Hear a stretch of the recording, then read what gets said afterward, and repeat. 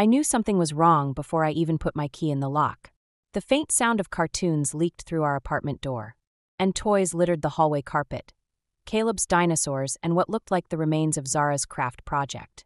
My sanctuary had been breached again. Inside, chaos reigned. Sticky handprints marked the walls I'd painted last spring, and crushed goldfish crackers crunched under my heels. The living room looked like a tornado had swept through, with cushions scattered and blankets draped like surrender flags across my carefully chosen furniture.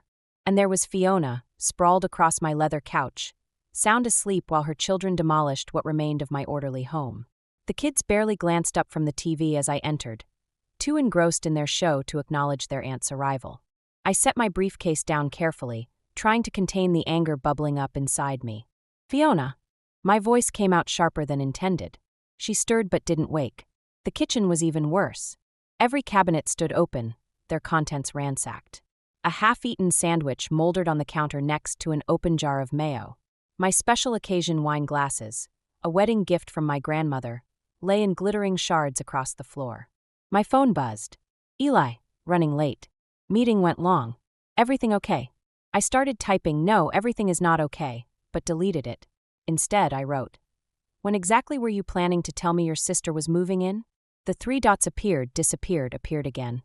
"Finally. It's temporary. Just until she gets back on her feet. We'll talk when I get home." I looked at Fiona's designer purse on my kitchen counter, next to a pile of unpaid bills with her name on them. Through the doorway, I could see her children destroying my living room while she slept off whatever had knocked her out this time. Temporary. Right. Just like the last 3 times she'd crashed here. Just like all Eli's promises about boundaries and fresh starts. My phone buzzed again. "Love you. Be home soon." I left it unanswered, staring at the wreckage of my home and wondering when exactly I'd lost control of my life. Eli didn't come home until after midnight. I sat at our kitchen table, surrounded by the aftermath of Fiona's chaos, each tick of the clock feeding my anger. When he finally walked in, his tie loose and jacket slung over his shoulder, he had the nerve to smile. "You wouldn't believe the day I've had," he started, then froze, taking in my expression. "What's wrong?" "The wine glasses from Gran are shattered." I kept my voice steady. "Your sister's passed out drunk on our couch, and her kids have destroyed our home." He ran a hand through his hair, his default gesture when avoiding confrontation. "Look, she's going through a rough patch." "Like the last 3 rough patches?" I stood up, my chair scraping against the floor. "We talked about boundaries, Eli. We agreed." "She's family," he cut in, his voice hardening. "What am I supposed to do, let her live in her car? There are other options. Rehab, counseling." "You don't understand." He moved to the fridge, grabbing a beer. "You're an only child. You don't know what it's like." A crash from the living room interrupted us. Zara stood in the doorway, tears streaming down her face. "I'm sorry," she whispered. I knocked over the lamp. Before I could respond, Fiona appeared behind her daughter, swaying slightly. "Don't you dare yell at my baby," she slurred, pulling Zara close. "She said she's sorry." "No one's yelling," Eli soothed, but Fiona was already building steam. "I see how you look at them, Lydia. Like they're dirt on your precious floors. They're children, not accessories in your perfect little life." I watched Eli's face, waiting for him to defend me. Instead, he walked over and put an arm around his sister. "Let's get you back to bed, Fi. It's late." As he led her away, she shot me a triumphant look over her shoulder. I caught a glimpse of myself in the window reflection, standing alone in my wrecked kitchen, hands clenched at my sides, a stranger in my own home. That's when I noticed my laptop open on the counter, my banking app still logged in. The balance was lower than I remembered. Much lower. The bank statement glowed on my screen like a confession. $5,000 withdrawn over the past month. Our entire emergency fund gone. Each transaction told its own story. Car repairs, shopping sprees, cash withdrawals at bars I'd never visited. I scrolled through my phone, finding the texts from Eli about these expenses. There weren't any. Just like there hadn't been any discussion about Fiona moving in, or about draining our savings. My fingers hovered over the keyboard, ready to confront him, when I heard their voices drifting from the guest room. "She's suffocating me, Fi." Eli's voice carried through the thin walls. "Everything has to be her way. You're too good for her." Fiona's response was immediate. "She doesn't understand what family means. Did you see how she looked at Zara earlier? Like my baby was some kind of burden." I pressed my back against the wall, my heart hammering. Through the crack in the door, I could see Eli sitting on the edge of the bed, head in his hands. I found this great deal on a used Honda, he said. Perfect for school runs and groceries. The kids need. We need, Fiona corrected. We're your family too, Eli. More than she'll ever be. My phone buzzed. A notification from our joint credit card. Another charge, this time at a car dealership. The down payment, I realized. He'd already bought it. I stepped into the doorway, making them both jump. Were you planning to tell me about the car? Eli stood quickly. Lydia, I can explain. Like you explained the $5,000? Or Fiona moving in. Don't start, Fiona snapped. He wouldn't have to hide things if you weren't so controlling. Controlling? I laughed, the sound sharp and foreign. Is that what you call wanting to know where our life savings went? Lydia, please. Eli moved toward me, but I stepped back. It's just temporary. Once Fiona gets back on her feet. When exactly will that be? I met his eyes. After you've given her everything we have? The silence that followed told me everything I needed to know. I turned and walked away, leaving them both calling after me. In our bedroom, I pulled out my suitcase and started packing. The restaurant buzzed with birthday celebrations, not just Fiona's. 3 other tables had candles and wrapped gifts, families laughing together without a hint of strain. I watched Eli present Fiona with a small envelope, her eyes lighting up as she pulled out the car keys. It's perfect, she squealed, throwing her arms around him. You're the best brother ever. Our savings account. Our future. Now it was just a bow-tied gift in Fiona's manicured hands. Mom, can we go see it? Caleb bounced in his seat. Is it red? I told Uncle Eli it had to be red. It's in the parking lot, Eli beamed. Why don't we all go look? I stayed seated, my wine glass a barrier between me and their celebration. Zara lingered behind, watching me with those knowing eyes of hers. Aren't you coming, Aunt Lydia? In a minute, sweetheart. The others filed out, leaving me alone with the remnants of our overpriced dinner. Fiona's choice, of course.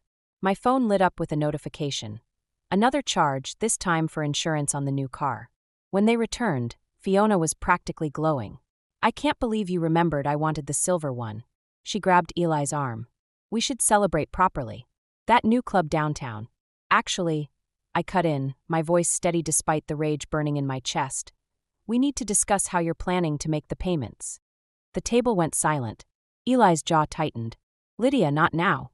When then? After you've emptied our accounts completely? Fiona's smile turned sharp.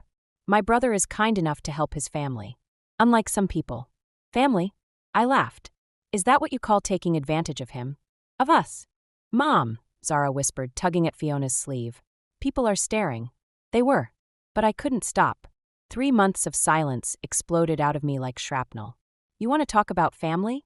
I stood up, gathering my purse. Family doesn't drain someone's savings. Family doesn't destroy marriages. Family doesn't. Enough. Eli slammed his hand on the table, making the glasses jump. Just. Enough. I looked at my husband, really looked at him, and saw a stranger staring back. You're right, I said quietly. It is enough. The hotel room felt sterile and safe, like a hospital after a fever breaks. I sat on the edge of the bed, watching my phone light up with Eli's calls until the battery died. The silence that followed was almost peaceful. A knock at the door made my heart jump. Housekeeping. Not now, I called back, but the knocking continued. When I opened the door, Zara stood there alone, clutching her worn stuffed rabbit. How did you? Mom's sleeping in the car. She pushed past me into the room. Uncle Eli's looking for you on the other floors. My hands shook as I pulled out my phone to call hotel security, but Zara grabbed my wrist. Please don't make me go back. Mom's been crying all morning, and Caleb broke another window, and Uncle Eli. Zara. Fiona's voice echoed down the hallway. Baby, where are you? I pulled Zara behind me as Fiona appeared in the doorway, mascara streaked down her cheeks. You've got some nerve, she spat. Kidnapping my daughter? She came to me, I said, keeping my voice steady. Maybe ask yourself why. Because you've poisoned her against me. Just like you're trying to poison Eli. That's enough. Eli appeared behind her, his face hard. Lydia, this has to stop. Stop. I laughed, the sound brittle. Like you stopped spending our money? Like you stopped letting her destroy our marriage. Mom, Zara whispered, you're hurting my hand. I looked down, horrified to see I was gripping her too tightly. As I released her, she ran to Fiona, who swept her up with triumphant tears. See? Fiona's voice dripped with false concern. This is what I've been trying to tell you, Eli. She's unstable. I watched Eli's face, waiting for him to defend me, to remember who I used to be before his sister turned our life inside out. Instead, he pulled out his phone. "Don't make me call the police, Lydia." The threat hung between us like poison gas. I grabbed my purse, hands steady now with cold purpose. "No need. I'm calling my lawyer instead." As I walked past them, Zara caught my eye. In that moment, I saw my own childhood reflected back, the same helpless witness to adult chaos. I'd thought I was fighting for justice, but maybe I was just becoming what I hated most. My friends gathered in Sarah's living room, their faces a mix of concern and judgment. The intervention they'd planned felt more like an inquisition, with printed bank statements and photos spread across the coffee table like evidence at a trial. "You need to think about your career," Sarah said, pointing to a series of missed meetings I'd barely noticed. "The partners are talking. And what about the restraining order?" Marcus, our family lawyer, shuffled through his papers. "Eli's claiming harassment. The hotel incident with Zara. That wasn't what happened." My voice sounded hollow even to me. "She came to me. It doesn't matter." Marcus leaned forward. "What matters is how it looks. A judge won't." My phone buzzed. A text from an unknown number. A video attachment. I opened it and Fiona's voice filled the room. "Tell them, baby. Tell them what Aunt Lydia did." Zara's tear-stained face appeared on screen. She hurt my arm. She wouldn't let me go. The room went silent. Sarah reached for my hand, but I pulled away. "They coached her," I whispered. "That's not what. There's more." Marcus pulled out another document. "Eli's filing for divorce. He's claiming emotional abuse, citing your obsession with his sister and your dangerous behavior around the children." The walls seemed to close in. Everything I'd built, my marriage, my career, my reputation, was crumbling, and every attempt to fix it only made things worse. "We can fight this," Marcus continued, but his tone suggested otherwise. "But given the evidence." "Evidence?" I laughed, the sound bordering on hysteria. "What about the evidence of what they did to me? The money, the manipulation, the lies." "Lydia." Sarah's voice cut through my spiral. "Listen to yourself. This isn't about justice anymore. It's consuming you." My phone buzzed again. Another video, Caleb this time, crying as he described how scared he was of his crazy aunt. Each word felt like a nail in my coffin. "I need some air," I managed, stumbling toward the door. Behind me, I heard them whispering, probably planning their next intervention strategy. Outside, the evening air did nothing to clear my head. A familiar car drove past, Fiona in her new silver Honda, paid for with my shattered dreams. She smiled and waved, victory written all over her face. The email from HR landed like a bomb. Eli had been fired for embezzlement. Not just from our joint accounts, he'd been siphoning company funds too, all to support Fiona's endless needs. The evidence was right there in black and white, along with my promotion offer to replace him as sales director. I found him in our old coffee shop, hunched over a cold cup, looking smaller somehow. When he saw me, his eyes flickered with something between shame and defiance. "Come to gloat." His voice was rough. "Actually, I came to give you this." I slid a USB drive across the table. "Everything the company has on the embezzlement. The only copy." He stared at it, then at me. "Why?" "Because revenge isn't worth destroying someone's life." The word surprised even me. I learned that the hard way. "Lydia, The shop's bell jingled. Fiona burst in, designer purse swinging. "There you are. I've been calling all morning. I need." She stopped short when she saw me. "What's she doing here?" "Leaving," I said, standing. "But first, where are the kids?" Fiona's face darkened. "None of your business." "They're with Mom," Eli muttered. "Fiona got evicted. Couldn't make the rent. Even with the new car?" I couldn't help asking. "I sold it," she snapped. "Not that it's any of your." "It was my money," Eli cut in, his voice suddenly firm. "Our money. And now it's gone, along with my job, my marriage, everything." Fiona's mask cracked. "But you're my brother. You're supposed to. Take care of you?" He laughed bitterly. "Like you took care of me?" I watched them, these two broken people I'd once called family. The urge to twist the knife, to watch them hurt like they'd hurt me, was there. But it felt hollow now. "The promotion's yours if you want it," I told Eli, turning to leave. "I already recommended you to the board." "Why would you do that?" Fiona demanded. "After everything." "Because sometimes," I said, meeting her eyes, "family means knowing when to let go." The bell jingled behind me as I stepped into the sunlight, leaving them to face their own truths at last. 6 months later, I stood in my new office, unpacking the last box when my assistant announced an unexpected visitor. Eli stood in the doorway, looking both familiar and strange in his pressed suit. "The board approved my promotion," he said. "Thanks to your recommendation." I nodded, continuing to arrange my desk. "You earned it. The recovery program, the counseling, you did the work. Fiona's doing better too. She's in treatment, finally. The kids are with her parents until—" He trailed off, fidgeting with his wedding ring. Still wearing it, I noticed. "I miss you." "Don't." I kept my voice gentle but firm. "We both know that's not why you're here." He pulled an envelope from his jacket. "Zara asked me to give you this. She's been drawing pictures, writing stories. Always about her strong Aunt Lydia, who taught her about boundaries." My hands shook slightly as I took it. Inside was a crayon drawing of a woman standing alone, surrounded by a rainbow. The words, "Sometimes love means letting go," were written in a child's careful script. "She's smarter than all of us," I said, fighting back tears. "We all are now." Eli moved toward the door, then paused. "I'm sorry I couldn't be the man you needed. I'm sorry I needed you to be." The truth of it settled between us like peace after a storm. After he left, I opened my laptop to find an email from my therapist confirming our final session. "Ready to graduate?" she'd written. "You've come so far." I looked at Zara's drawing again, remembering the chaos that had brought me here. The revenge I'd craved had transformed into something else. Not forgiveness exactly, but understanding. The broken pieces of my old life hadn't magically mended, but they'd formed something new, something stronger. My phone buzzed with a text from Sarah. "Drinks tonight to celebrate the promotion?" "Yes," I typed back. "But first I need to mail something." I pulled out a blank card and began to write. "Dear Zara, thank you for teaching me that true strength isn't about winning or losing. It's about knowing when to hold on and when to let go." The setting sun painted my office in shades of gold, and for the first time in months, I felt completely at peace with my solitude. I always thought I was good with numbers.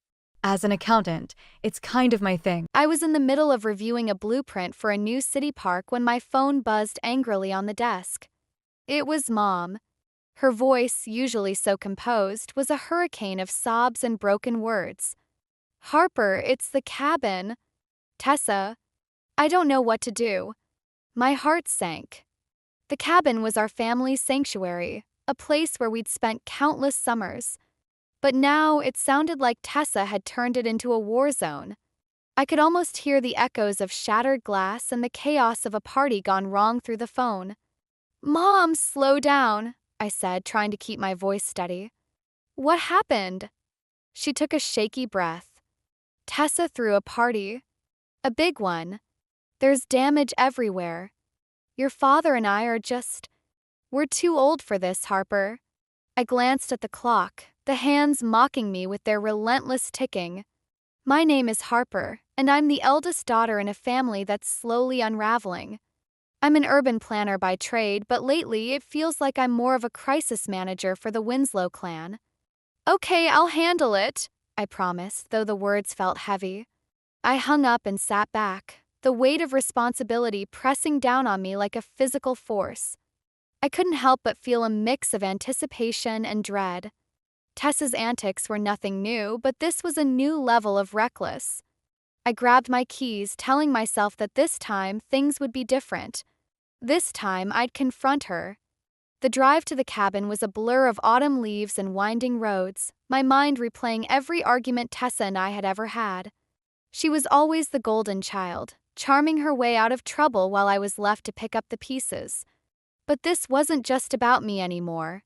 It was about protecting what little peace my parents had left. When I pulled up to the cabin, my heart sank further. The place looked like a battlefield. Beer cans littered the yard, and one of the porch railings was dangling precariously. I took a deep breath, steeling myself for the confrontation ahead. Inside, the damage was even worse. Furniture was overturned, and the air was thick with the smell of stale alcohol. I found Tessa in the living room, her expression a mix of defiance and something else, maybe shame. "Harper," she said, a forced smile playing on her lips. "I didn't think you'd come." "Of course I came," I replied, trying to keep my voice calm. "What were you thinking, Tessa?" She shrugged, looking away. "It was just a party. You're always so uptight." I could feel my frustration bubbling over. This isn't just about a party. You've crossed a line, Tess. Mom and Dad are exhausted. They can't handle this. Her eyes flashed with something I couldn't quite place. Maybe they should just sell the place then. The words hung in the air, heavy and unexpected. I hadn't seen that coming. Cabin was supposed to be part of our legacy, a place for future generations. But Tessa's suggestion felt like a betrayal, a sign that she didn't value what we had. I took a step back, needing a moment to process. "We need to talk about this," I said finally, my voice firm. "All of it." As I left the cabin, I knew this was just the beginning. Tessa's actions had set off a chain reaction, and I was determined to see it through. But the question lingered. Could our family survive the storm she'd unleashed? As I stepped back into the cabin, the air was thick with the tension of unspoken words. Mom and Dad were already there, standing in the middle of the chaos like weary sentinels. Dad was trying to fix the broken railing while Mom picked up the remnants of last night's disaster. "Harper," Mom said, her voice a fragile thread. "I'm so sorry you have to deal with this." I shook my head, offering a small smile. "We'll get through it, Mom." The truth was, I wasn't just worried about the cabin. I was worried about what Tessa's behavior was doing to our family. I found her in the kitchen, arms crossed, glaring at the mess like it was someone else's fault. Greg was there too, lounging on a chair with an air of indifference that made my blood boil. "Nice party, Tessa," I said, my voice carrying a hint of sarcasm. She rolled her eyes. "Oh, please, Harper. Spare me the lecture." Greg chimed in, smirking. "Yeah, lighten up. It was just a bit of fun." I ignored him, focusing on Tessa. "This isn't just about fun. You need to take responsibility for what you've done." Tessa's eyes flashed with anger. "You're always so perfect, aren't you?" Miss High and Mighty Harper swooping in to save the day. I felt a familiar frustration rising. "This isn't about me, Tessa. It's about Mom and Dad. They can't handle this kind of stress."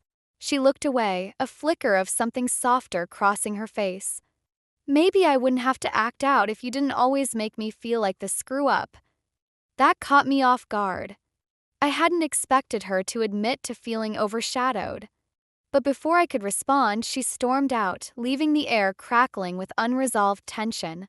I turned to Greg, who was now looking at me with a lazy grin. "You know, she's got a point. You do have a way of making people feel small." I clenched my fists, trying to keep my cool. "This isn't about making anyone feel small. It's about fixing what's broken." Greg shrugged, unfazed. "Good luck with that." After he left, I found Mom sitting on the porch, her hands wringing together in her lap. I sat beside her, the silence between us filled with the sounds of the lake lapping against the shore. "Harper," she said softly, "I'm scared. I feel like I'm losing both of you." I reached for her hand, squeezing it gently. "We'll figure it out, Mom. I promise." But even as I said the words, I knew things were more complicated than ever. Tessa's resentment was deeper than I'd realized, and Greg's influence was a wild card I hadn't accounted for. As I drove away from the cabin, an idea began to form. Tessa wouldn't take responsibility, then I'd have to find a way to protect the cabin myself. The thought of installing security measures felt drastic, but it might be the only way to prevent further damage. I knew it would upset Tessa, but I couldn't let that stop me. This wasn't just about the cabin anymore. It was about drawing a line in the sand, a boundary that said enough was enough. As I made my way back to the city, I couldn't shake the feeling that this was only the beginning of a much bigger battle. Returning to the city, I felt a gnawing unease. I had ordered the security cameras for the cabin, knowing it was a necessary step, but the decision sat heavy on my conscience. I was crossing a line I never thought I'd have to, spying on my own family. But I couldn't shake the image of Mom's weary face or Dad's silent frustration. A few days later, I sat at my desk, pretending to focus on a zoning map when my phone buzzed. It was a notification from the security system. My heart thudded as I opened the app.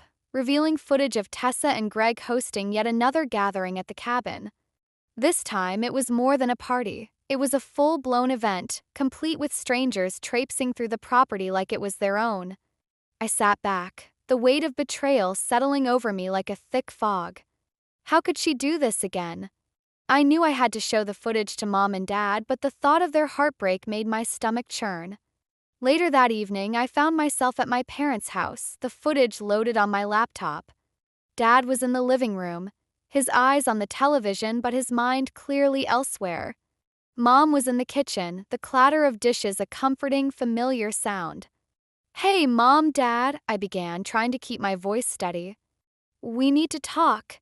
They both looked up, concern etched in their faces. I set the laptop on the table, pressing play on the footage. As the images flickered across the screen, Mom's hand flew to her mouth, and Dad's expression hardened into a mask of quiet resolve. "I didn't want to do this," I said softly, "but Tessa left me no choice." Dad nodded slowly, his eyes never leaving the screen. "You did the right thing, Harper." "We needed to know." Mom sighed, a sound so full of exhaustion it made my chest ache. "What are we going to do?" I took a deep breath, the words heavy on my tongue. "I'll talk to her. She needs to understand the consequences of her actions." The next day, I called Tessa, asking her to meet me at a cafe downtown. She arrived late, her expression a mix of defiance and curiosity. As we sat down, I could feel the tension simmering between us, an unspoken challenge hanging in the air.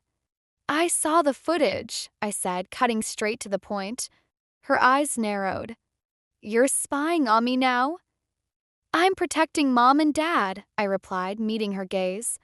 "You're putting everything they care about at risk." Tessa leaned back, crossing her arms. "You always think you know best, don't you? This isn't about being right, Tessa. It's about doing what's necessary." She scoffed, but there was a flicker of uncertainty in her eyes. "What do you want from me, Harper?" I hesitated, searching for the right words. "I want you to stop. Think about what you're doing. This isn't just about you." For a moment, I thought I saw a crack in her armor, a glimpse of the sister I used to know. But then her defenses snapped back into place, her expression hardening. "Maybe you should worry about your own life for once," she said, standing up abruptly. "I'm done with this." As she walked away, I felt a mix of frustration and sadness. Conversation hadn't gone as I'd hoped, and I was no closer to resolving the mess we were in. But as I watched her leave, I realized something important. I couldn't force Tessa to change. All I could do was protect what mattered and hope she'd find her way back to us on her own terms. I was sitting at the kitchen table, staring at the security footage on my laptop when Jonah walked in. He placed a gentle hand on my shoulder, sensing the storm brewing inside me. "Harper, you okay?" he asked, his voice a soothing balm to my frayed nerves. I nodded, though the truth was far from it. "I just can't believe she's done it again," I said, gesturing to the screen. "It's like she doesn't care about anything but herself." Jonah pulled up a chair beside me. "Maybe she feels like she's got something to prove. Or maybe she's just lost." I sighed, running a hand through my hair. "I want to help her, Jonah. But every time I try, it's like she pushes me further away." He leaned back, thoughtful. "Maybe she needs to hit rock bottom before she realizes what she's doing." His words lingered in the air, heavy with truth. But the thought of letting Tessa spiral out of control felt like standing on the edge of a cliff, unsure of what lay below. The next morning, I decided to visit the cabin again. I needed to see the damage firsthand to understand the full extent of what we were dealing with. When I arrived, I found Mom and Dad sitting on the porch, their faces etched with worry. "Harper," Dad said, his voice a low rumble. "We've been talking." Mom nodded, her eyes meeting mine with a mix of hope and fear. "We're thinking of selling the cabin." The words hit me like a punch to the gut. "What?" "No, you can't. This place means everything to us." Dad sighed, a deep, weary sound. "It's just been too much, Harper. We're not as young as we used to be." I looked between them, my mind racing. Selling the cabin felt like giving up, like admitting defeat. But as I opened my mouth to argue, I saw the exhaustion in their eyes, the toll this was taking on them. Maybe we can find another way, I said, my voice steadier than I felt. Let me talk to Tessa again. I'll make her understand. Mom reached for my hand, squeezing it gently. We trust you, Harper. But we can't keep living like this. I nodded, swallowing the lump in my throat. As I left the cabin, I knew I had to act fast. Selling the cabin wasn't just about losing a place, it was about losing a part of our family's history.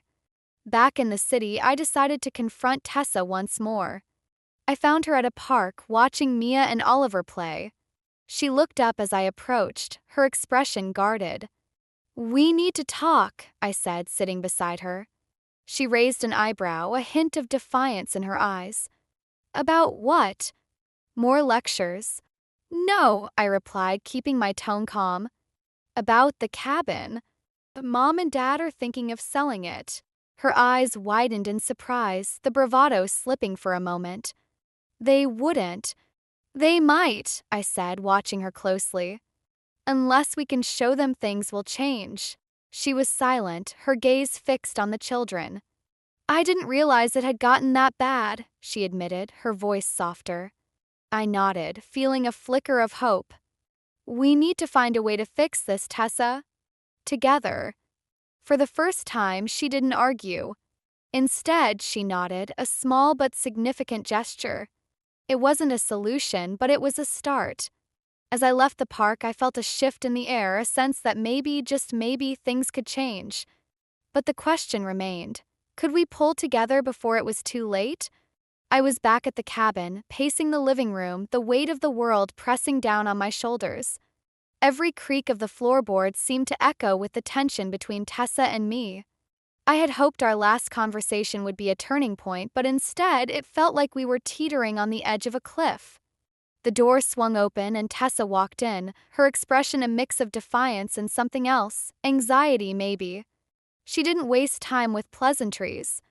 I heard you talk to Mom and Dad about selling the cabin, she said, her voice sharp. I stopped pacing, meeting her gaze. They're considering it, Tessa. They're exhausted.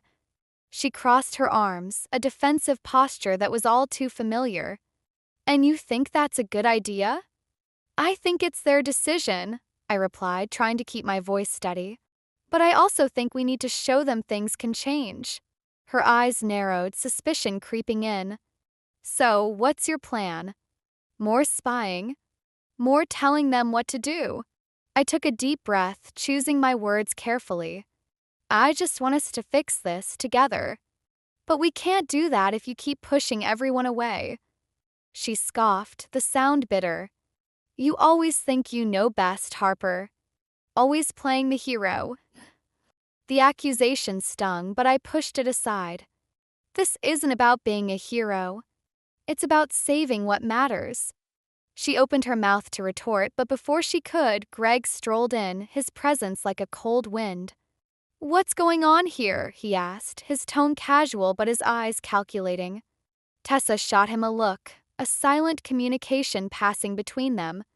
Nothing, she said, her voice suddenly softer. Just family stuff. Greg smirked, turning his attention to me. You know, Harper, not everything needs fixing. Sometimes people just need space.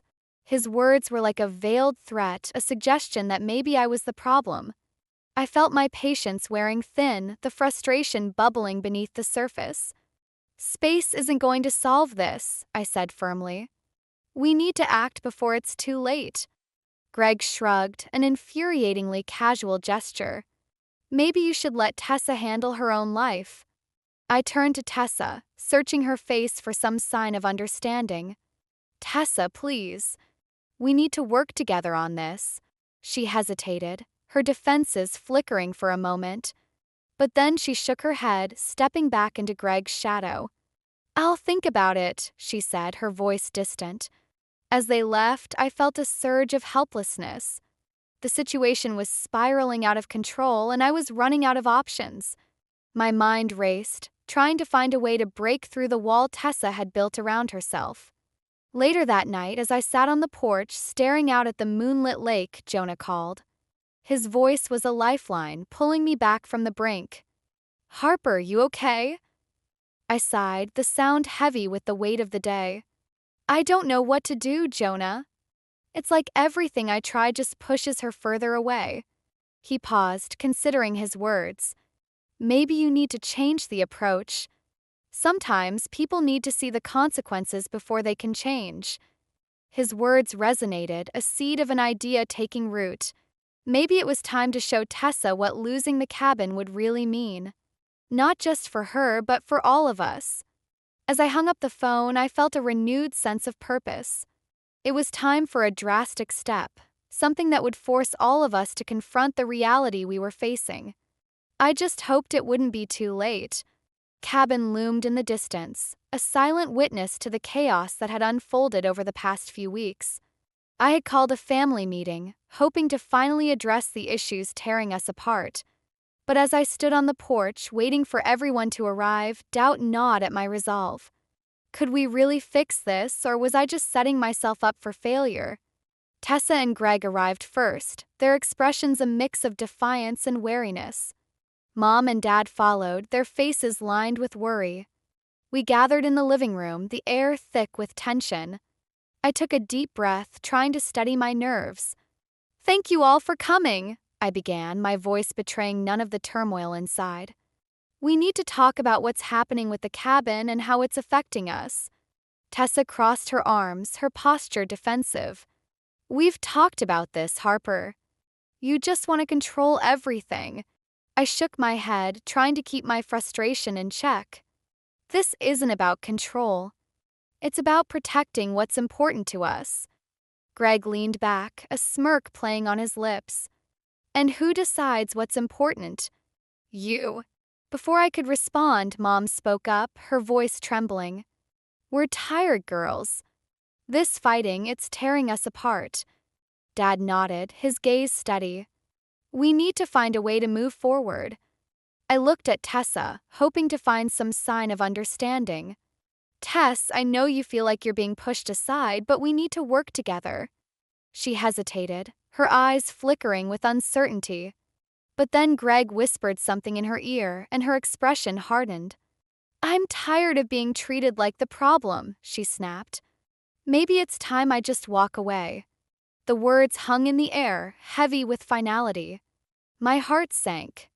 This was my worst fear come true, Tessa cutting ties, leaving us fractured and broken. Mom gasped, her hand flying to her mouth.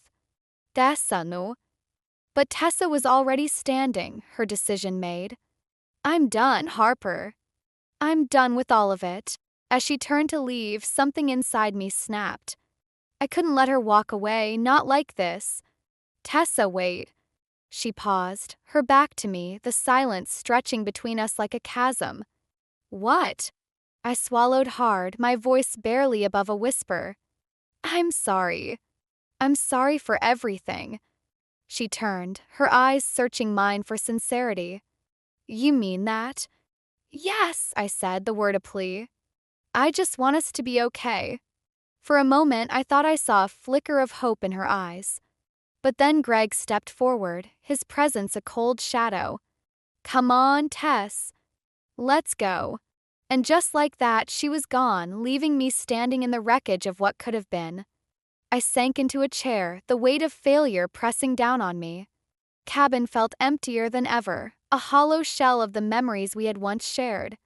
As night fell, I sat on the porch, staring out at the lake.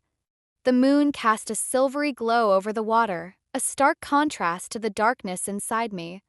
I had tried so hard to protect my family, to hold us together, but now it seemed like I had only pushed us further apart. Jonah called, his voice a lifeline in the silence. "Harper, how did it go?" I closed my eyes, the tears finally spilling over. "I lost her, Jonah.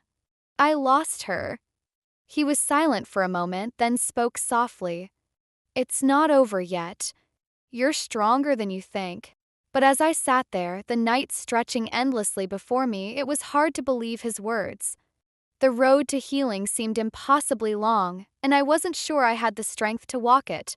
Cabin was quiet, save for the gentle rustle of leaves in the breeze. I stood on the porch, my heart pounding as I waited for Tessa. Today was the day we would finally lay everything bare, face the truths we'd both been avoiding. I had called her, asking for one last chance to talk, to find some way forward. She arrived alone, her face set in a mask of determination. As she stepped onto the porch, the tension between us was palpable, a living thing that crackled in the air. "Tessa," I began, my voice steady despite the storm inside me. "Thank you for coming." She nodded, her eyes wary. "You said you wanted to talk." I gestured to the chairs and we both sat, the silence stretching between us like a taut wire. "I'm sorry for everything that's happened," I said, the words heavy with sincerity. "I never wanted things to get this far." She looked away, her expression unreadable. "You always make it sound so simple, Harper." "But it's not." "I know it's not," I replied, leaning forward. "But we have to find a way to move past this. For Mom and Dad. For us." She sighed, a sound full of frustration and something else, regret maybe. I felt like I was always in your shadow. Like nothing I did was ever good enough." Her admission hung in the air, a raw, unvarnished truth that cut deeper than I expected. I reached for her hand, a tentative gesture of reconciliation. "Tessa, you're not in my shadow. You never were. I'm sorry if I made you feel that way." For a moment, she hesitated, then took my hand, her grip firm. "I'm sorry too. I didn't mean for things to get so out of hand." As we sat there, the weight of misunderstandings and unspoken grievances began to lift, replaced by a fragile hope. But before we could say more, Greg appeared, his presence a sudden, unwelcome intrusion. "What's going on here?" he asked, his voice laced with suspicion. Tessa released my hand, her defenses snapping back into place. "We're just talking." Greg's eyes narrowed, his gaze shifting between us. "Talking about what?" "Selling the cabin." I stood, meeting his challenge head-on. "We're talking about fixing things, Greg. Something you wouldn't understand." He smirked, a cold, calculating expression. "You think you can just fix everything with a few words?" "No," I replied, my voice firm. "But it's a start." Tessa looked between us, her expression conflicted. "Greg, maybe we should go." "No," I said, turning to her. "Stay. We need to finish this." Greg stepped closer, his posture aggressive. "Tessa doesn't need to listen to you anymore." But Tessa surprised us both. "Greg, stop," she said, her voice steady. "I want to hear what Harper has to say." Tension shifted, the power dynamic subtly changing.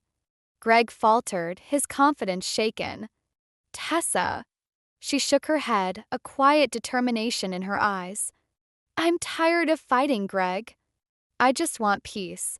In that moment, I saw the real Tessa, the sister I'd missed, the one who wanted to heal as much as I did. It was an unexpected twist, a revelation that changed everything. As Greg retreated, I turned back to Tessa, my heart full of hope. "We can do this, Tess. We can make things right." She nodded, a small, tentative smile breaking through. "I'd like that." Together, we stepped off the porch, leaving behind the shadows of our past. Path ahead wouldn't be easy, but for the first time it felt possible.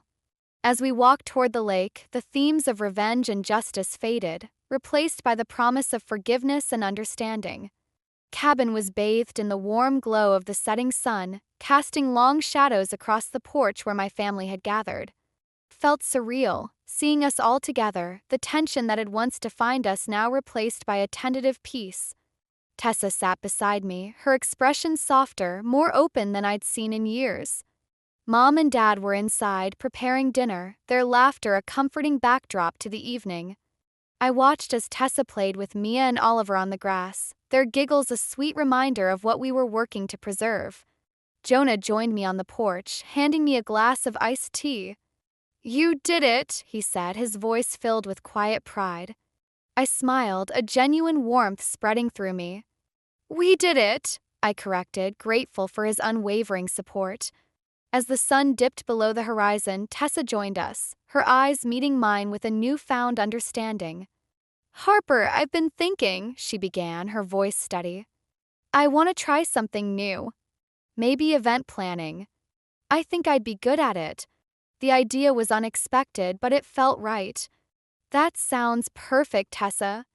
I know you'll be amazing." She smiled, a genuine, hopeful smile that lit up her face. "And there's something else," she added, her voice tinged with excitement. "I'm expecting another baby." The news was a joyful surprise, a promise of new beginnings and the chance to build something beautiful together. "That's wonderful, Tessa," I said, pulling her into a hug. "I'm so happy for you." As we embraced, I felt the last remnants of our old conflicts fade away, replaced by the promise of a brighter future. We were finally moving forward, leaving behind the shadows of the past. Later, as we sat around the dinner table, laughter and conversation flowing easily, I realized how far we'd come. Cabin, once a symbol of our division, had become a place of healing and hope. It was a testament to our resilience, our ability to overcome even the deepest rifts. As the evening drew to a close, I found myself alone on the porch, the cool night air a gentle embrace. Jonah joined me, wrapping an arm around my shoulders. "You okay?" he asked, his presence a comforting anchor. I nodded, the peace of the moment settling deep within me. "Yeah, I am. I really am." We stood there in silence, the stars twinkling above us like a promise of endless possibilities. I knew the road ahead wouldn't always be easy, but I also knew we were stronger together, ready to face whatever challenges came our way. A subtle twist lingered in my mind, a question of what the future might hold. But it didn't feel daunting. It felt exciting, a chance to continue growing and learning. As I looked out at the lake, I felt a profound sense of gratitude for the journey we'd taken, the lessons we'd learned. In that moment, I realized that the themes of revenge and justice had evolved into something deeper: understanding, forgiveness, and the courage to embrace change. And as I prepared to embark on my own journey into motherhood, I knew I was ready, armed with the wisdom and compassion I'd gained along the way. I always thought my wedding day would be perfect. Instead, I watched my entire world collapse in the middle of St. Michael's Church. All because my stepsister couldn't wait 5 more minutes to destroy my life. My name is Harper, and I was supposed to marry Ethan Keller that sunny Saturday in June. The church was packed with 300 guests, white lilies lined every pew, and my custom Vera Wang dress fit like a dream. Everything was perfect until the moment the priest asked if anyone had any objections. "I'm pregnant with the groom's baby." The words echoed through the church like a gunshot. I turned to see Chloe, my stepsister, standing in the center aisle, tears streaming down her face. Her hands were protectively crossed over her stomach, and she wore the same blue dress she'd helped me pick out for the bridesmaids. I looked at Ethan. His face had gone ghost white, and he was staring at Chloe with an expression I'd never seen before, guilt mixed with something else. Something that told me this wasn't some cruel joke. "Harper, Ethan reached for my hand, but I pulled away. The whispers started. Hundreds of voices, all talking at once. I caught fragments. "Oh my God, did you know? Poor Harper." My mother rushed past me to Chloe's side, wrapping her arms around her. Of course she did. She always chose Chloe. "Sweetheart, are you sure?" she asked, loud enough for everyone to hear. Chloe nodded, her mascara running down her cheeks. 8 weeks. I have the test results to prove it. I stood there, my bouquet of white roses suddenly feeling like it weighed 1,000 pounds. My father, my real father, not Frank, appeared at my side. "Come on, honey," he whispered. "Let's get you out of here." But I couldn't move. I was frozen, watching the scene unfold like I was watching a movie about someone else's life. Ethan kept trying to speak, but nothing coherent came out. Just stammered apologies and excuses that meant nothing. When I finally managed to ask, my voice sounded strange, hollow.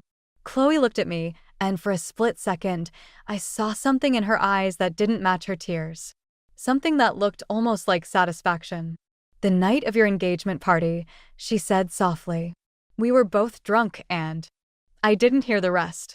I turned and walked down the aisle, past the shocked faces of our guests, past the lilies I'd spent months picking out, past the life I thought I was going to have. As I pushed open the heavy church doors, I heard my mother calling after me. But it wasn't my name she was calling. It was Chloe's. 3 days after my almost wedding, I found myself standing in my childhood home's kitchen, staring at my mother as she stirred sugar into her tea like nothing had changed. Like she hadn't chosen my stepsister over me at the worst moment of my life. "You need to understand, Harper," she said, not meeting my eyes.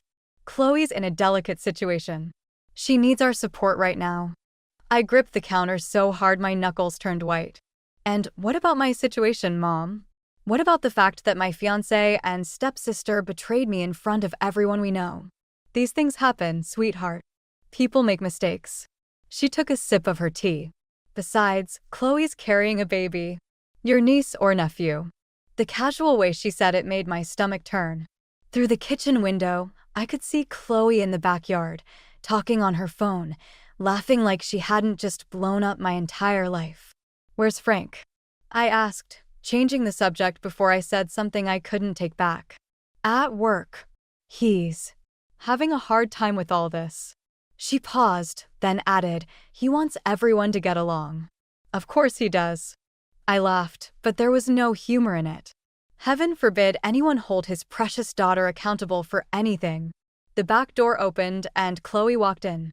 She froze when she saw me, her hand automatically going to her stomach, a gesture that seemed rehearsed, almost theatrical. "Harper," she said softly. "I didn't know you were coming over." Clearly. I turned to my mother. "I'm moving out. I came to pack my things." "Don't be ridiculous," my mother protested. "Where will you go?" Dad's offered me his guest room. I watched their reactions carefully. Mom's face tightened at the mention of my father, while Chloe's eyes narrowed slightly. "Alan," Mom scoffed.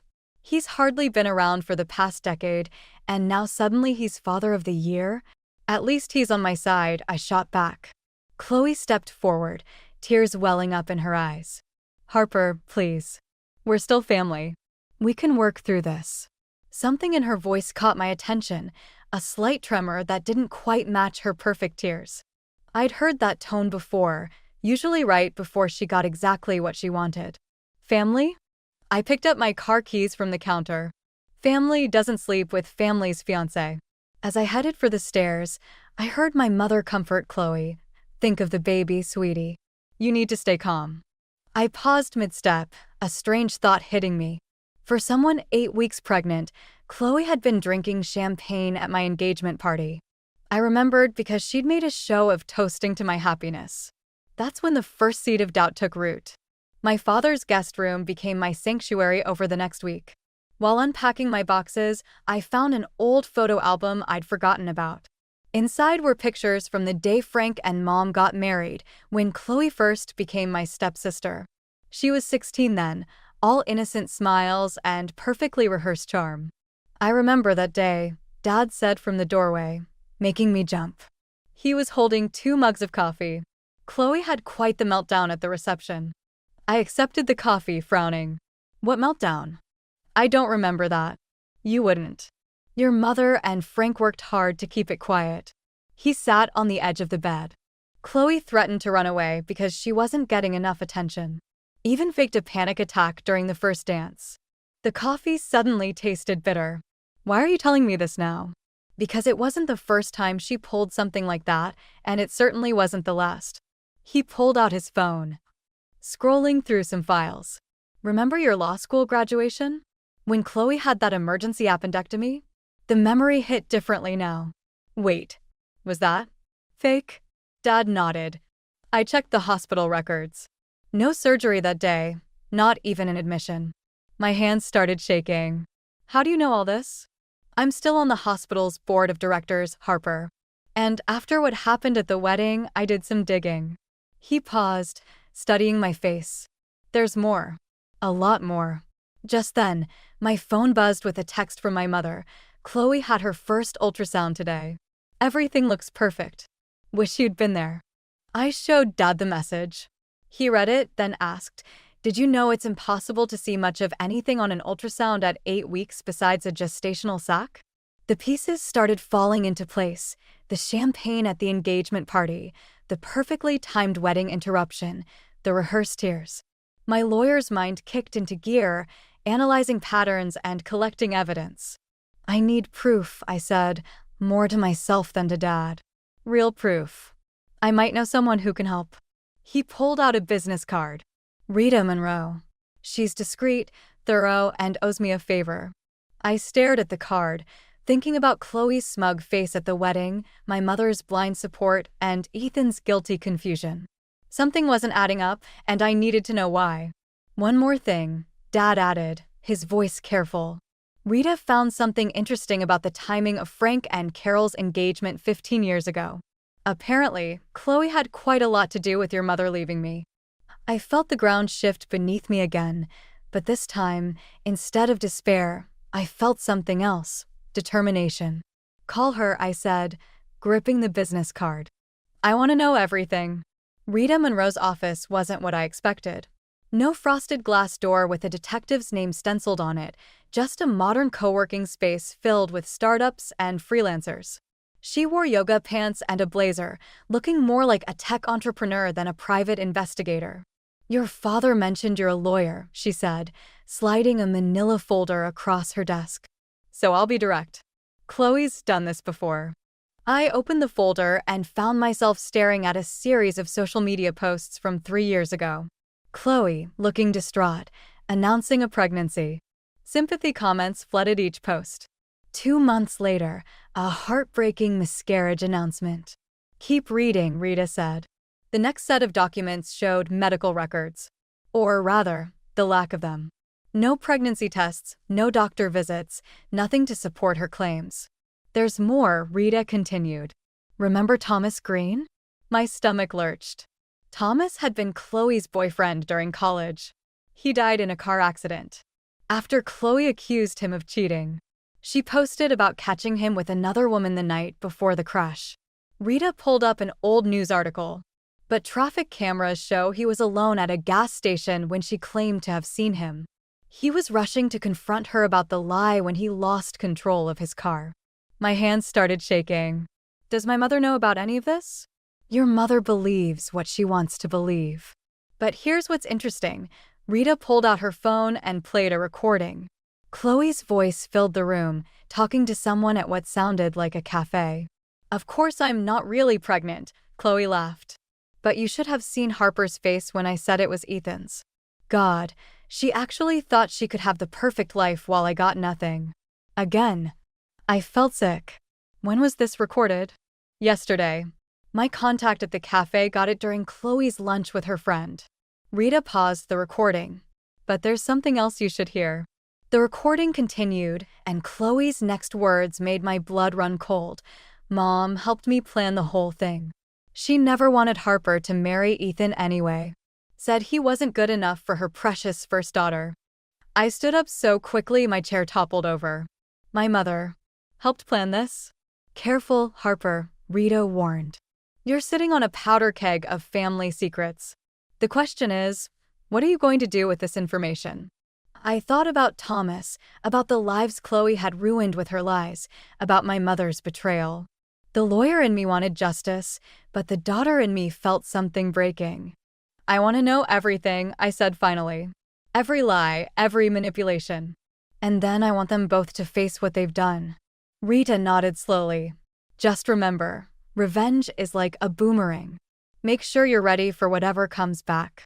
The cafe security footage played on Rita's laptop, showing Chloe meeting with my mother 2 days before my wedding.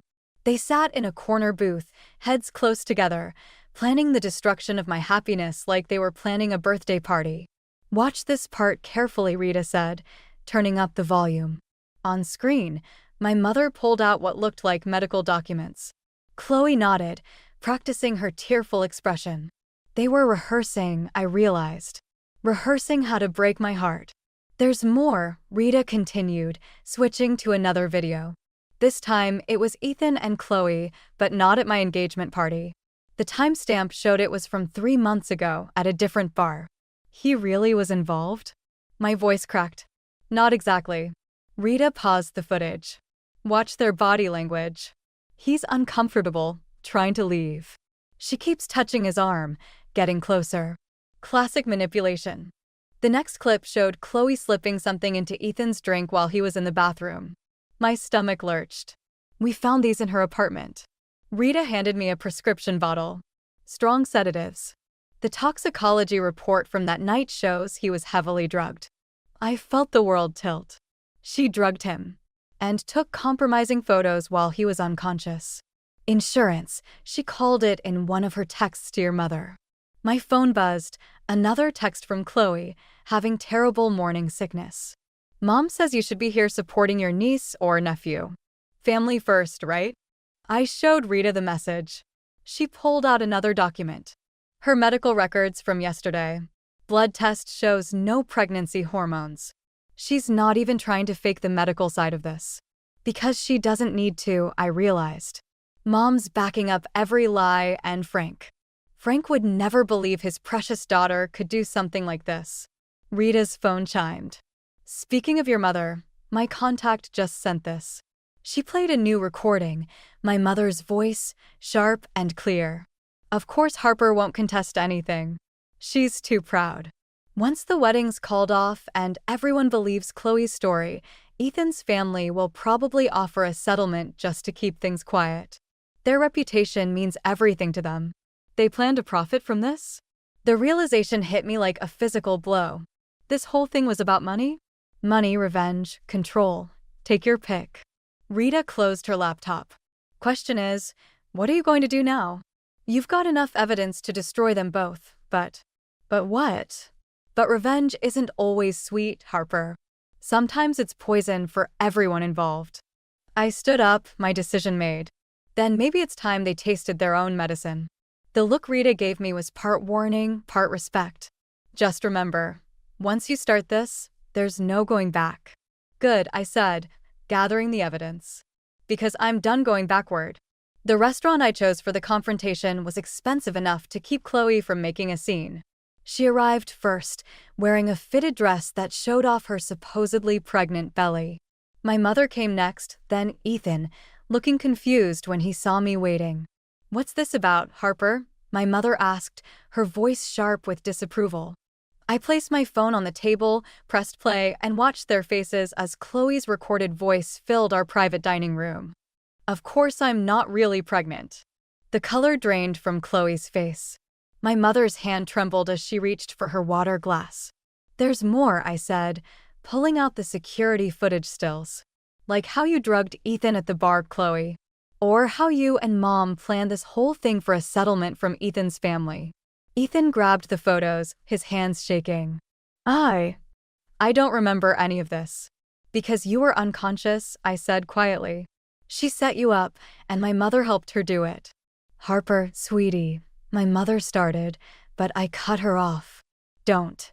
I have the prescription bottles, the blood test results, everything. It's all going to the police unless. Unless what?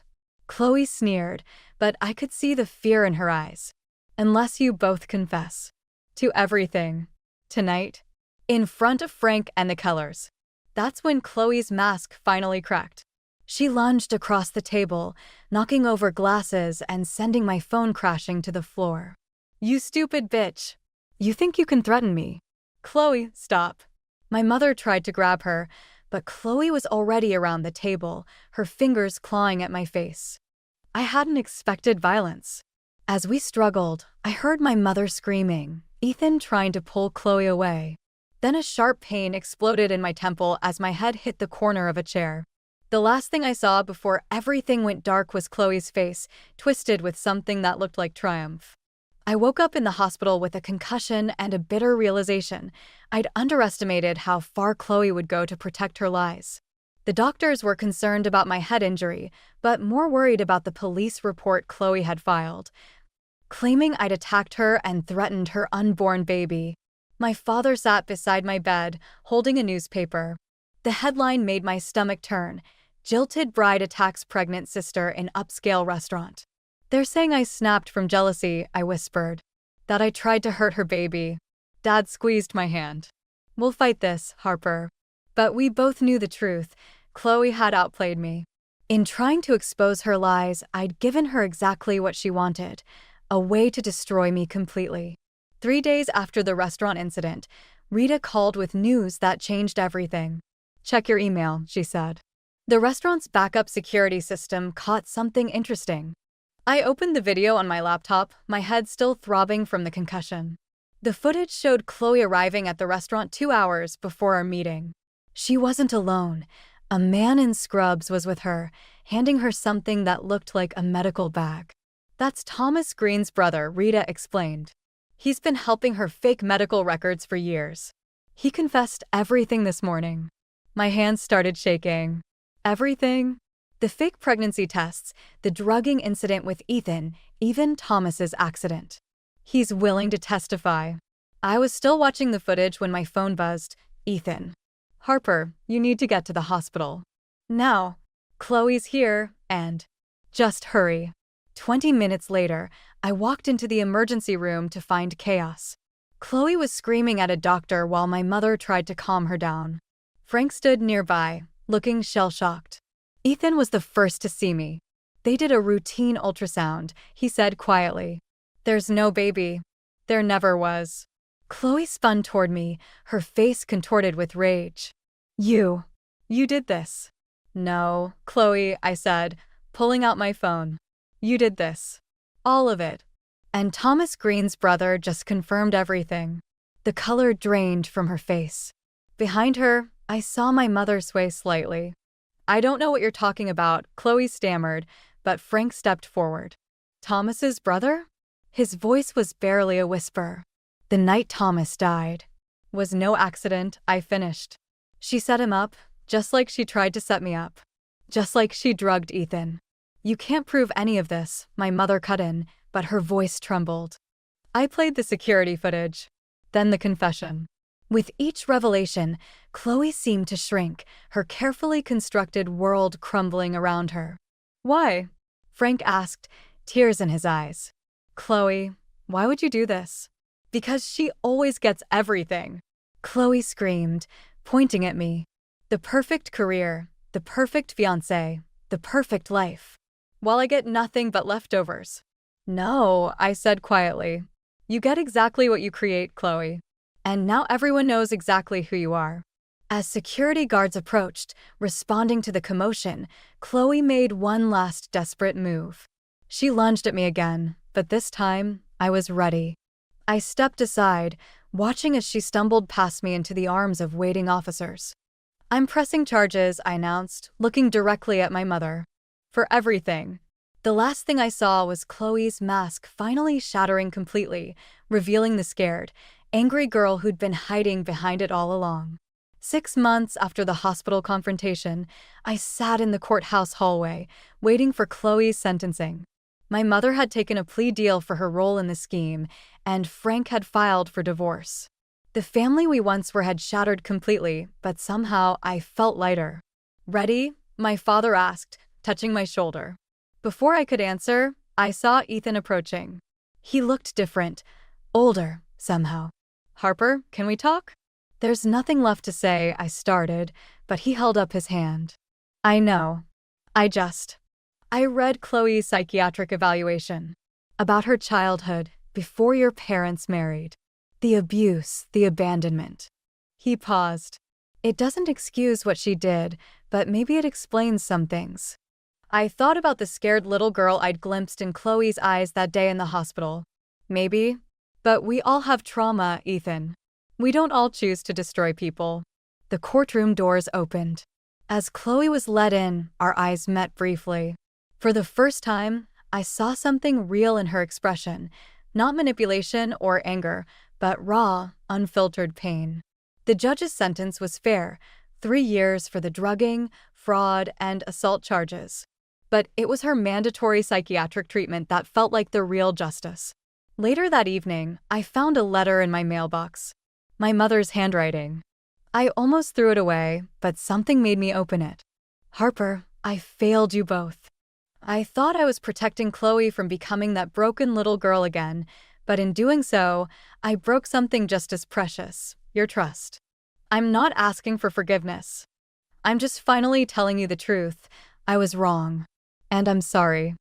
I folded the letter, thinking about cycles of pain and protection. About how trying to prevent one person's suffering can blind us to the suffering we cause others. Rita called as I was leaving the courthouse.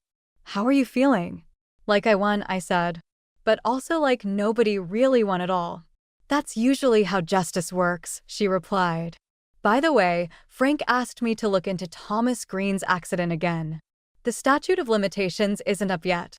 I thought about Thomas's brother, about all the ripples of damage Chloe had caused. "No," I said finally. "Some truths need to stay buried. His family suffered enough." As I drove home, I passed the church where my almost wedding had happened. The pain was still there, but it had transformed into something else, understanding, maybe, or wisdom. My phone buzzed with a text from my father. "Dinner tonight?" "Yes," I replied, smiling slightly. "But I'm choosing the restaurant this time." Sometimes the happy ending isn't getting everything you wanted. Sometimes it's finally understanding what you needed all along. The lipstick stain glowed like a neon sign against Mason's crisp white collar, coral pink. I always thought revenge would taste bitter. But as I watched my husband's face drain of color at our family barbecue, it tasted surprisingly sweet. Like the lemonade I just splashed across his pristine white shirt. Accidentally, of course. My name is Sophia, and until 20 minutes ago, I was living what everyone thought was a perfect life. Funny how quickly perfection can shatter.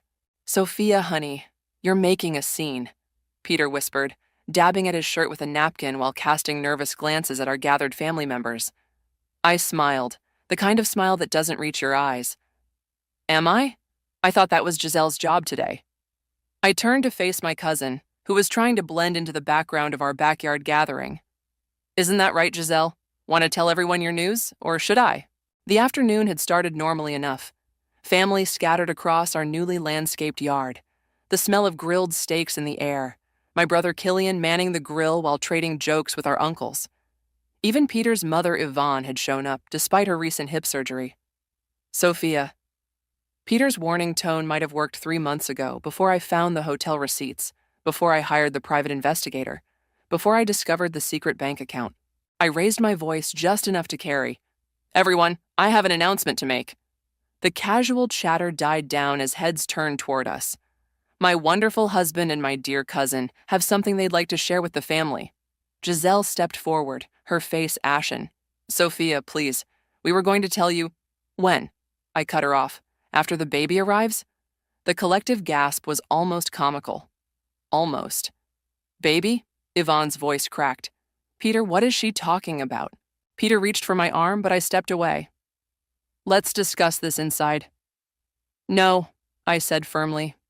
"I think we've had enough discussions behind closed doors, don't you?" I turned to address our stunned audience. For those wondering, my husband and my cousin have been having an affair for the past year, and now they're expecting a child together? Surprise? Killian dropped his spatula. "What the actual fuck, Peter?" "It's not what you think," Peter started, but Giselle's tears told a different story. "Really?" I pulled out my phone. "So, these hotel receipts, they're not what I think? The secret account at First National, that's not what I think either?" Peter's face went from pale to gray. "How did you know about the account?" "Oh, honey." I patted his cheek. "I know everything. I've known for months. I just wanted to wait for the perfect moment to share it with everyone who matters to us." Yvonne struggled to her feet, leaning heavily on her cane. "Peter, tell me this isn't true." But Peter couldn't meet his mother's eyes, and that said everything. Penelope, my best friend who'd been quietly observing from the sidelines, appeared at my elbow. "Come on, Soph, let's get you inside." "No need," I said brightly. "I'm not the one who needs to leave. Peter, you might want to pack a bag. I've already had the locks changed." "You can't do that," he sputtered. "This is my house, too." "Actually," I smiled again, "as of this morning, it's not. You might want to check your email. My lawyer sent over some interesting documents about property ownership when one spouse commits adultery in our state." The yard had gone completely silent except for the sizzling of forgotten meat on the grill. Killian finally moved to turn it off, the click of the gas knob oddly loud in the quiet. "You've been planning this." Peter accused, his voice low and dangerous. Planning? I laughed, and it sounded foreign even to my ears. Oh, sweetheart, you have no idea. This is just the beginning. I turned to our gathered family members, some of whom were already hurriedly gathering their things. Thank you all for coming. Sorry about the drama, but I thought everyone should hear the truth at once. Saves time on gossip later. As people began to awkwardly disperse, I caught Giselle's eye. She was crying openly now, one hand pressed against her still flat stomach. For a moment, I felt a flicker of something. Pity, maybe, or remembrance of the summers we'd spent together as children. But then I remembered finding her perfume in my bedroom, and the feeling evaporated. Sophia. Peter tried one last time. We need to talk about this rationally. I walked to the patio door, then turned back to face him. We needed to talk rationally a year ago when you first started sleeping with my cousin. Now we're going to talk through our lawyers. I paused, hand on the doorknob. Oh, and Peter, don't forget to check that email. The clock's ticking on your response time. I stepped inside, closing the door on their stunned faces, and finally let myself smile for real. Phase 1 was complete. Now for the real fun to begin. Tell me again how you found the account, Valeria said, tapping her manicured nails against her desk. 3 days had passed since the barbecue, and I was sitting in my lawyer's office, surrounded by manila folders and the smell of expensive coffee. I was cleaning his home office when I found a receipt stuffed in an old jacket pocket. It was for a safety deposit box rental. I pulled out my phone and showed her the photos. The bank's letterhead caught my attention because we don't have any accounts there. Valeria leaned forward, her reading glasses perched on the edge of her nose. And that led you to the secret account? The teller was very helpful when I showed up wearing my wedding ring and using his last name. I couldn't help but smirk. Apparently, Peter's terrible at remembering passwords. He'd recently requested a password reset, and they had sent it to our home address. Which you intercepted, Valeria finished, looking impressed, along with the quarterly statements he'd been hiding. I handed her another folder. There's over $300,000 in there, Val. Money I never knew existed during our marriage. She whistled low. This is exactly what we needed. Hidden assets during a divorce? Judges hate that. She paused, studying my face. How are you holding up? Before I could answer, my phone buzzed. Another message from Giselle. Delete it, Valeria advised. Don't read anything from either of them unless it goes through me first. She's been calling my mother, I said, ignoring the message. Crying about family loyalty and forgiveness. Mom told her to go to hell.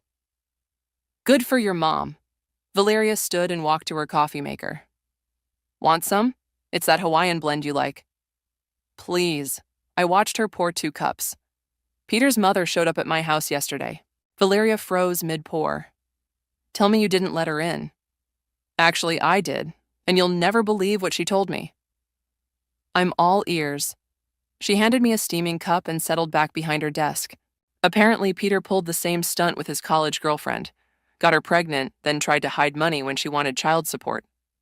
I took a sip of coffee. The girlfriend miscarried, and the whole thing got swept under the rug. Yvonne found out years later, but kept quiet to protect him. And now she's feeling guilty? More like angry. She brought me a stack of documents, old bank statements, letters, everything she had from back then. Said she's done protecting him. Valeria's eyes lit up. This establishes a pattern of behavior. We can use this. She made some notes on her legal pad. Has he tried coming back to the house? Twice. I have it all on security cameras. I pulled out my phone again and played the footage. Peter, drunk and angry, pounding on the door at midnight. The neighbors called the police the second time. Perfect. We'll add that to the file. Valeria set down her coffee. Now, about this charity idea you mentioned, it's still in the planning stages, I said, straightening up. But I've been thinking, how many other women go through this without knowing their legal rights, without having someone like you in their corner? You want to help them. I want to turn this mess into something meaningful. I stood and walked to her window, looking out at the city below. Peter's not the only man hiding money from his wife.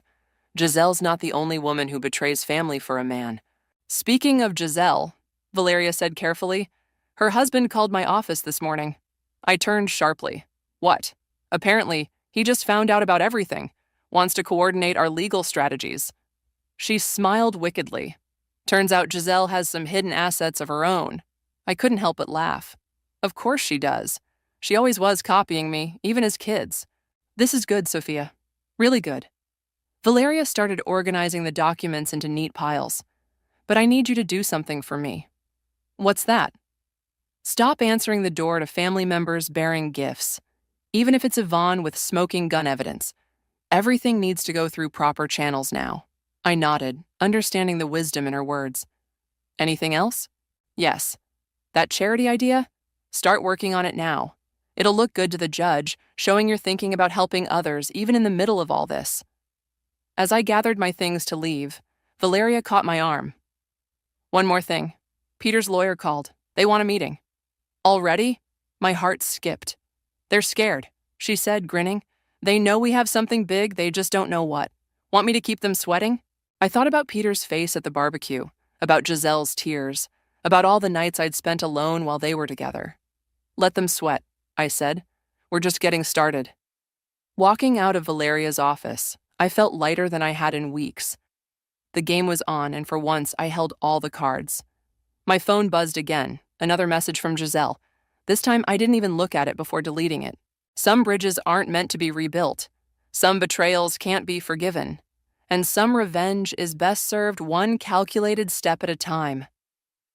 You can't avoid family dinners forever, my brother Killian said, leaning against my kitchen counter. Mom's about to lose her mind trying to keep everyone civil.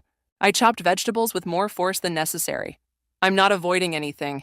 I'm just choosing not to sit across from the woman who's carrying my husband's baby while everyone pretends to enjoy Mom's lasagna.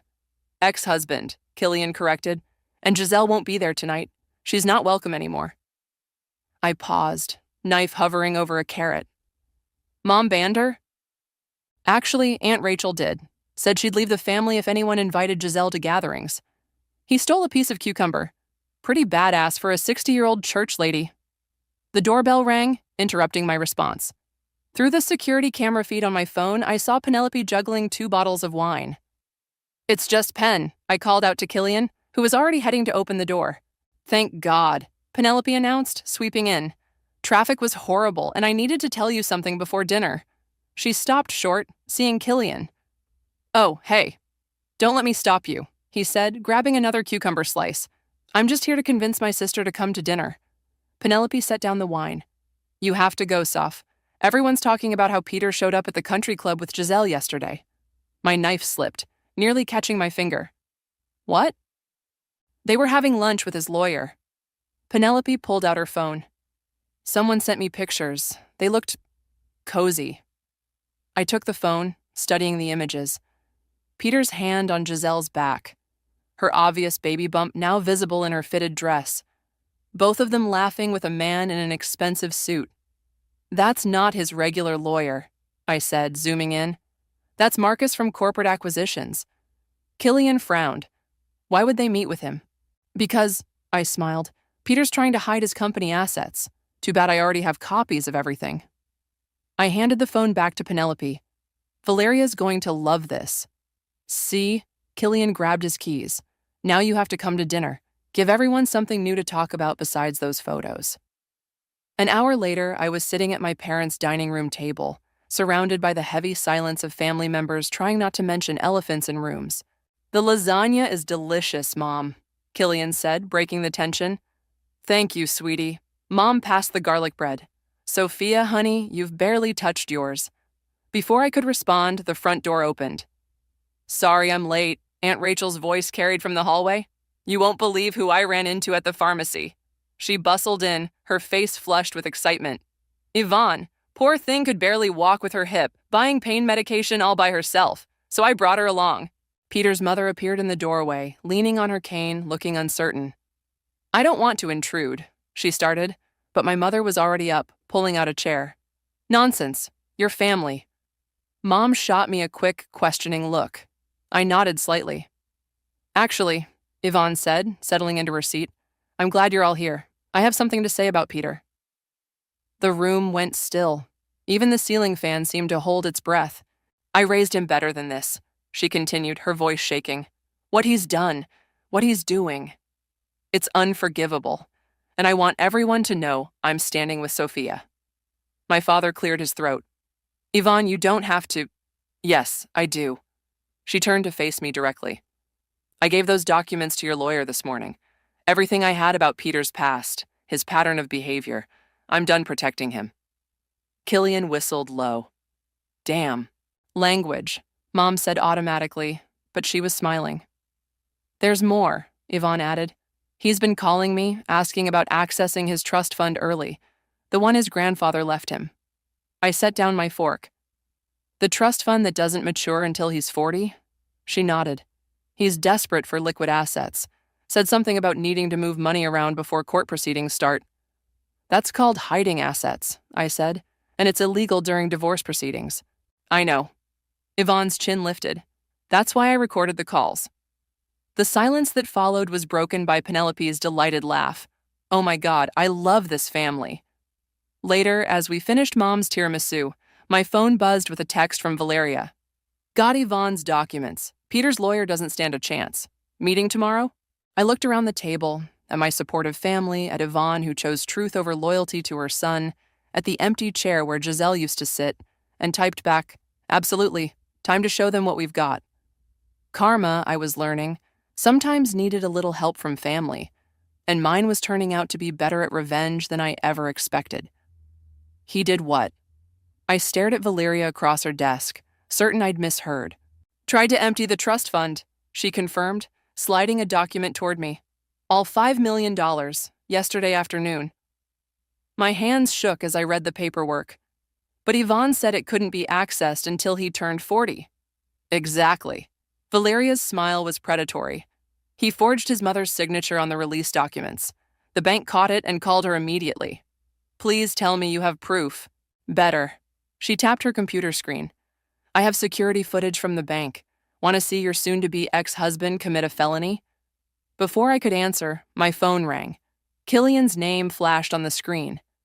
Take it, Valeria said. Could be important. Soph? Killian's voice was urgent. Giselle just showed up at my apartment. I put the phone on speaker. What does she want? To talk to you. Says she has proof Peter's been lying to her too. A pause. She's crying pretty hard, sis. Valeria shook her head violently, mouthing no. Tell her to talk to her lawyer, I said firmly. She says Peter's been moving money into offshore accounts. Says she found documents on his laptop when he was sleeping. Valeria grabbed a notepad, scribbling frantically, "Get those documents." Is she still there? I asked. Yeah, on my couch eating all my ice cream. Put her on. There was rustling, then Giselle's tear-filled voice. Sophia, please, I know I don't deserve. Save it, I cut her off. You want to make things right? Prove it. Give copies of everything you found to Killian, every document, every account number. He'll know I took them. He's already going down for forgery, Giselle. How much deeper do you want to be buried with him? Silence, then. What do you mean, forgery? Valeria nodded encouragingly. He just tried to steal $5 million from his trust fund, I said. The police are probably looking for him right now. A sharp intake of breath. That's why he's been acting so strange. He said we were going on a trip. Packed bags. He's planning to run, Valeria said loudly enough to be heard. With the money, without you. More silence, then the sound of paper rustling. Killian, do you have a scanner? An hour later, we were looking at dozens of documents showing transfers to accounts in the Cayman Islands. Peter had been busy. This is gold, Valeria said, organizing the papers. But we need to move fast. If he's planning to flee... Her office door burst open. Her secretary stood there, flustered. Ms. Valeria, you need to see this. She handed over her phone, showing a breaking news article. My heart stopped as I read the headline, Local businessman arrested at airport, attempted flight risk. Holy shit, I whispered. It gets better, Valeria said, scrolling. They found him with fake passports. He's being held without bail. My phone buzzed. Penelope calling. Turn on Channel 7, she screamed when I answered. They're showing Peter in handcuffs. Valeria grabbed her remote, flicking on the office TV. There he was, my husband, being led out of the airport in handcuffs, his perfect hair disheveled, his expensive suit wrinkled. I need to call Yvonne, I said, already dialing. Already with her. Killian's voice came through. She's actually taking it pretty well. Says she's relieved he was caught before he could do more damage. And Giselle? Currently throwing up in my bathroom. Morning sickness, she claims, but the news anchor was still talking. Sources say the investigation began when suspicious banking activity was reported by his estranged wife's legal team. Valeria muted the TV. Sophia, listen to me. This changes everything.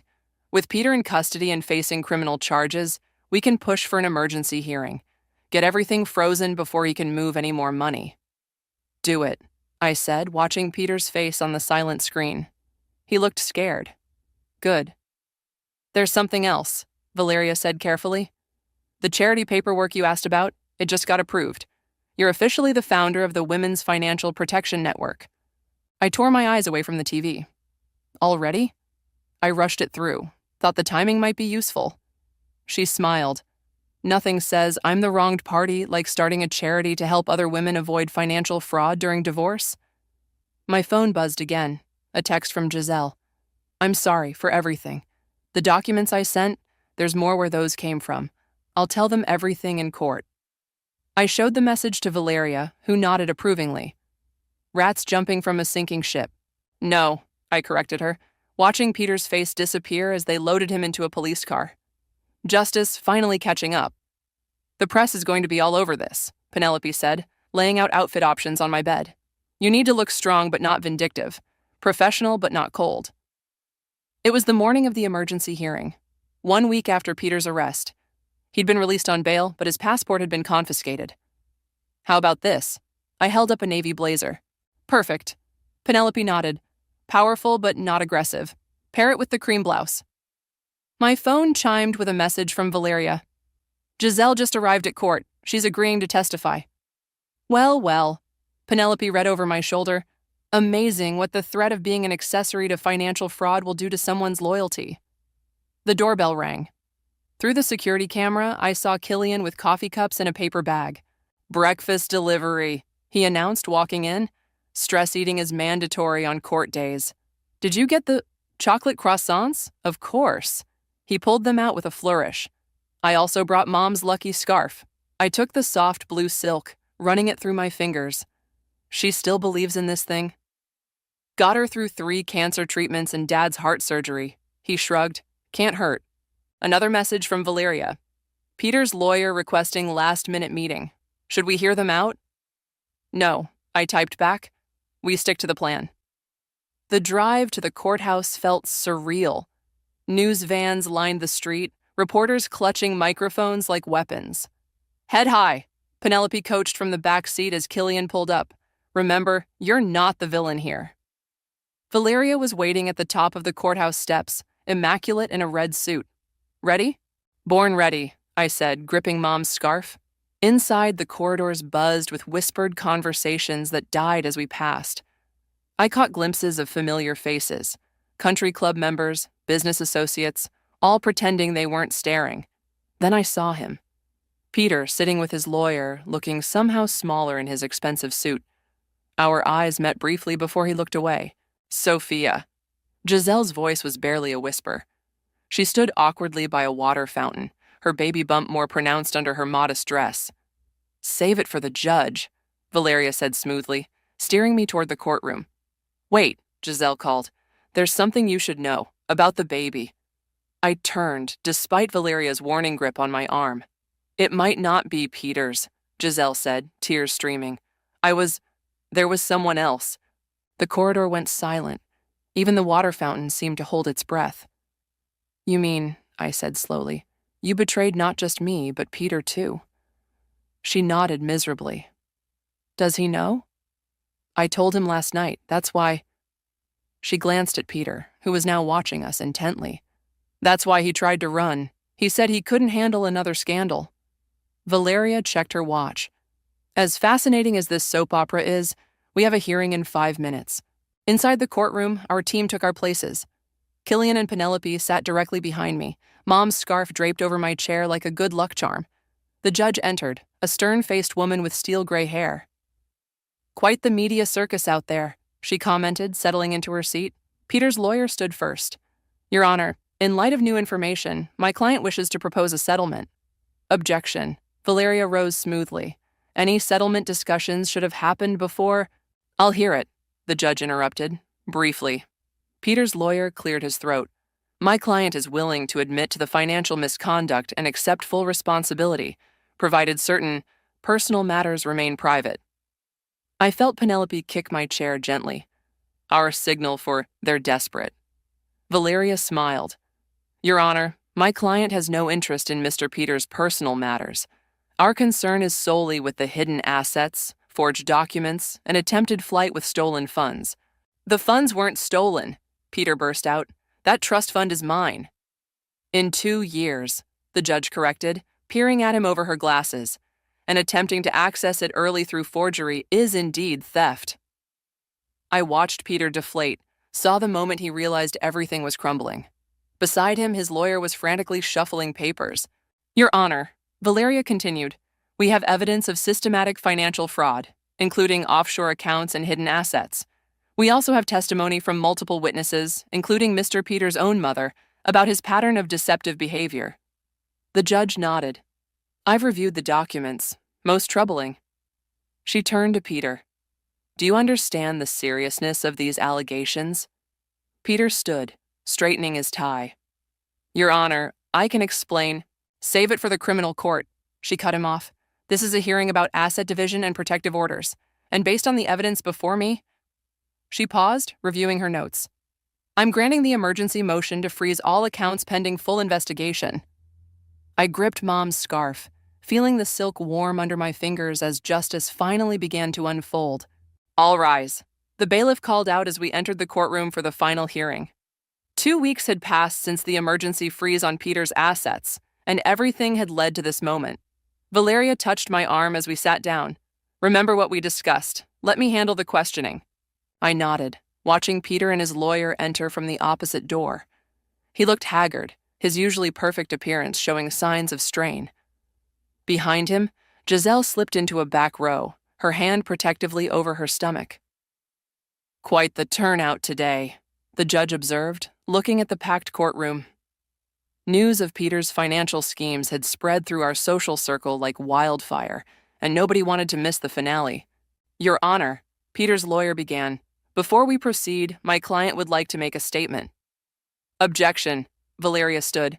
We're here for testimony and evidence presentation, not statements. Overruled, the judge said. But keep it brief, counselor. Peter stood, straightening his tie. Your Honor, I admit I made mistakes, but everything I did was to provide for my family, including my unborn child. I heard Giselle's sharp intake of breath from the back of the room. Mr. Peter, the judge interrupted, are you referring to the child that, according to submitted medical records, may not be yours? The courtroom erupted in whispers. Peter's face reddened.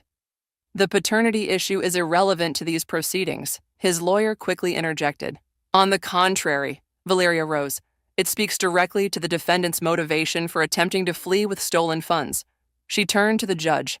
Your Honor, we call our first witness, Yvonne. Peter's head snapped up as his mother walked to the witness stand, her cane tapping softly against the floor. Mom, he whispered, but she didn't look at him. Mrs. Yvonne, Valeria began after the oath. Please tell the court about the conversation you had with your son on April 15th. He called me late at night. Yvonne's voice was clear and strong. Said he needed access to his trust fund immediately. When I refused, She paused, collecting herself. He threatened to sell the family home, the one his father left me. Objection, Peter's lawyer shouted. Hearsay. The conversation was recorded. Valeria smiled. With Mrs. Yvonne's consent. Exhibit 47, Your Honor. The courtroom fell silent as Peter's voice filled the room. Mom, I don't care about the house. I need that money now. Sign the papers or I'll find another way. That's not what you think, Peter started, but the judge silenced him with a look. Next witness, Valeria announced. We call Giselle. The room turned to watch as Giselle made her way to the stand. She looked directly at me as she sat down. Ms. Giselle, Valeria began, please tell the court about the offshore accounts you discovered. I found the documents on Peter's laptop, she said quietly. He had accounts in 3 different countries. He told me it was for our future, but... She glanced at Peter. That was before I told him about the baby's paternity test results. Peter's lawyer was frantically scribbling notes, but I could see the defeat in his posture. And what happened after you shared those results? Valeria pressed. He disappeared for 2 days. When he came back, he had plane tickets and fake passports. Said we needed to leave immediately. Giselle's voice cracked. He never mentioned taking me with him. The evidence mounted throughout the morning. Bank statements, forged documents, witness after witness describing Peter's desperate attempts to hide and move money. But it was the final witness that changed everything. The court calls Marcus from Peter's corporate office, Valeria announced. Peter went pale. His lawyer grabbed his arm, whispering frantically. Marcus, looking uncomfortable in his expensive suit, took the stand. Peter approached me about moving company funds, he testified. Said he needed to create a paper trail showing business losses to avoid asset division in the divorce. And did you assist him? Valeria asked. No, Marcus replied. I reported it to the board instead. That's why they suspended him last week. I hadn't known about the suspension. From Peter's face, he hadn't expected Marcus to testify.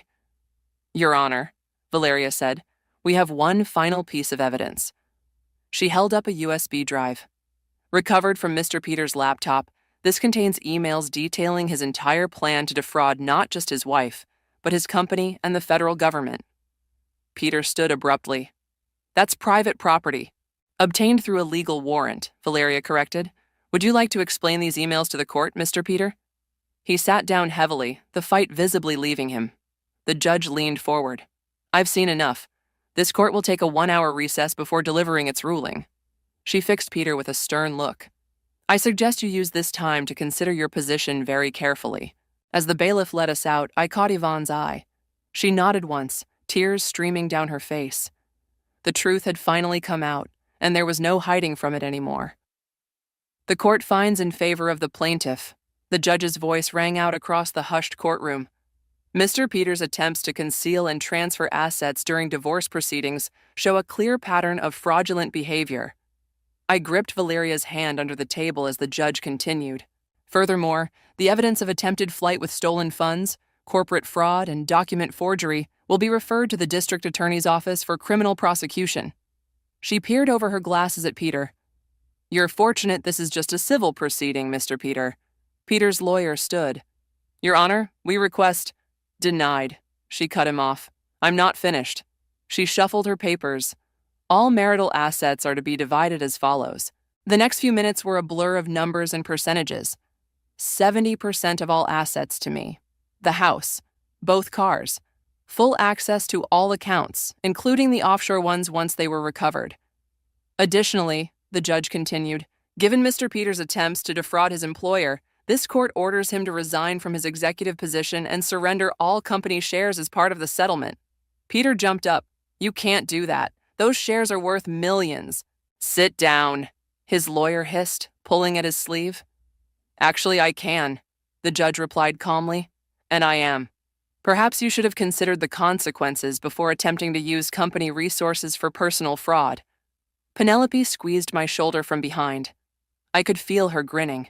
Finally, the judge said, regarding the matter of Mrs. Sophia's newly established Women's Financial Protection Network. She actually smiled. The court views this initiative as a commendable response to personal adversity. Therefore, I'm ordering that 20% of the recovered offshore funds be directed to the foundation's endowment. Valeria's grip on my hand tightened. We hadn't even asked for that. Your Honor, Peter's lawyer tried one last time. My client wishes to appeal. On what grounds? The judge interrupted.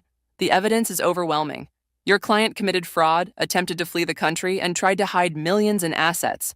He's lucky I'm not having him taken into custody right now. She banged her gavel. This ruling is final. Court adjourned. The room erupted in movement and whispers. I stayed seated, watching Peter slump in his chair as his lawyer frantically whispered in his ear. Sophia? Valeria nudged me. Look. Giselle was approaching Peter, one hand still on her stomach. I thought you should know, I heard her say. I'm naming him after his real father. Peter's face crumpled. You said you weren't sure. The new test results came back yesterday. She placed an envelope on the table in front of him. Goodbye, Peter. As she walked away, she paused by my chair. Sophia, she started. Don't, I said quietly. Just do better from now on. She nodded and left, her heels clicking against the courtroom floor. Yvonne approached next, leaning heavily on her cane. Peter, she said, her voice thick with emotion.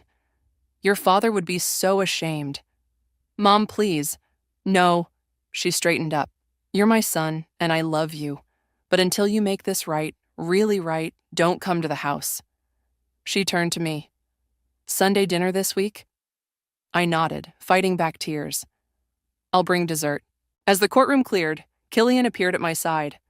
Ready to face the press outside? Actually, Valeria interjected, we're taking the back exit. I have a surprise. She led us through a service corridor to the rear of the courthouse. There, gathered on the steps, were dozens of women, all holding signs supporting the Women's Financial Protection Network. Who are they? I whispered. Women you're going to help. Valeria smiled. They've been following your case. You're giving them hope, Sophia. One woman stepped forward. My husband tried the same thing last year, she said. I lost everything because I didn't know my rights. What you're doing, it matters. Penelope pulled out her phone. Smile, Sophia. This is going viral in the best way possible. As cameras flashed and women shared their stories, I felt something shift inside me. This wasn't just about revenge anymore. It was about change, about turning pain into purpose. Sophia, Valeria said softly, the network's website just went live. We already have 50 requests for help. I looked back through the courthouse window, where Peter sat alone at the defendant's table, head in his hands. He'd lost everything trying to take everything from me. But I'd gained something far more valuable than money or property. I'd found a mission. Let's get to work, I said, turning back to the crowd of women. We have a lot of people to help. The signs waved in the afternoon sun. Financial abuse is real. Know your rights. Thank you, Sophia. Karma, it turned out, wasn't just about revenge. Sometimes it was about turning your worst moment into someone else's saving grace. And that's how the Women's Financial Protection Network was born, I concluded, facing the packed auditorium. From one woman's betrayal to a movement helping thousands. The applause was deafening. In the front row, Valeria gave me a thumbs up while Penelope wiped away tears. Questions? I asked, scanning the crowd. Dozens of hands shot up. I pointed to a woman in a red blazer. What happened to Peter? He took a plea deal, I said. Community service, financial restitution, and mandatory counseling. Last I heard, he's teaching business ethics at a community college. The irony drew knowing laughs. And Giselle? She had her baby, a beautiful boy who looks exactly like his actual father. She's working with our network now, helping identify warning signs of financial abuse. Another hand. How do you handle working with women whose stories are so similar to yours? I took a sip of water, considering. By remembering that revenge wasn't what healed me, this did. Every woman we help is a victory not just for her, but for all of us. After the presentation, I found Killian waiting backstage with coffee. Nailed it, sis, he said, handing me a cup, though you left out the part about Peter crying when they froze his gym membership. Some details are better left private, I laughed. How's Mom? Organizing another fundraiser with Yvonne. Those two are unstoppable together. He checked his phone. Speaking of which, Yvonne wants to know if you'll review their proposal for the Domestic Violence Shelter Partnership. Already did. It's brilliant. Valeria burst in, waving her tablet. Sophia, you need to see this. The governor just signed the Financial Fraud Protection Act we helped draft. It's official. Penelope appeared behind her. The news is calling it the Sophia Law. No way. I grabbed the tablet, reading quickly. They actually included all our recommendations, even the hidden asset registry. Every single one. Valeria beamed. Peter's case was the perfect example of why it was needed. Sometimes the best laws come from the worst situations. My phone buzzed. A text from Giselle. Just helped another woman find her husband's hidden accounts. She's safe now. Thank you for showing me how to make amends.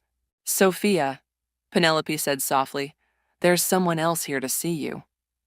I looked up to see Marcus from Peter's old company standing in the doorway.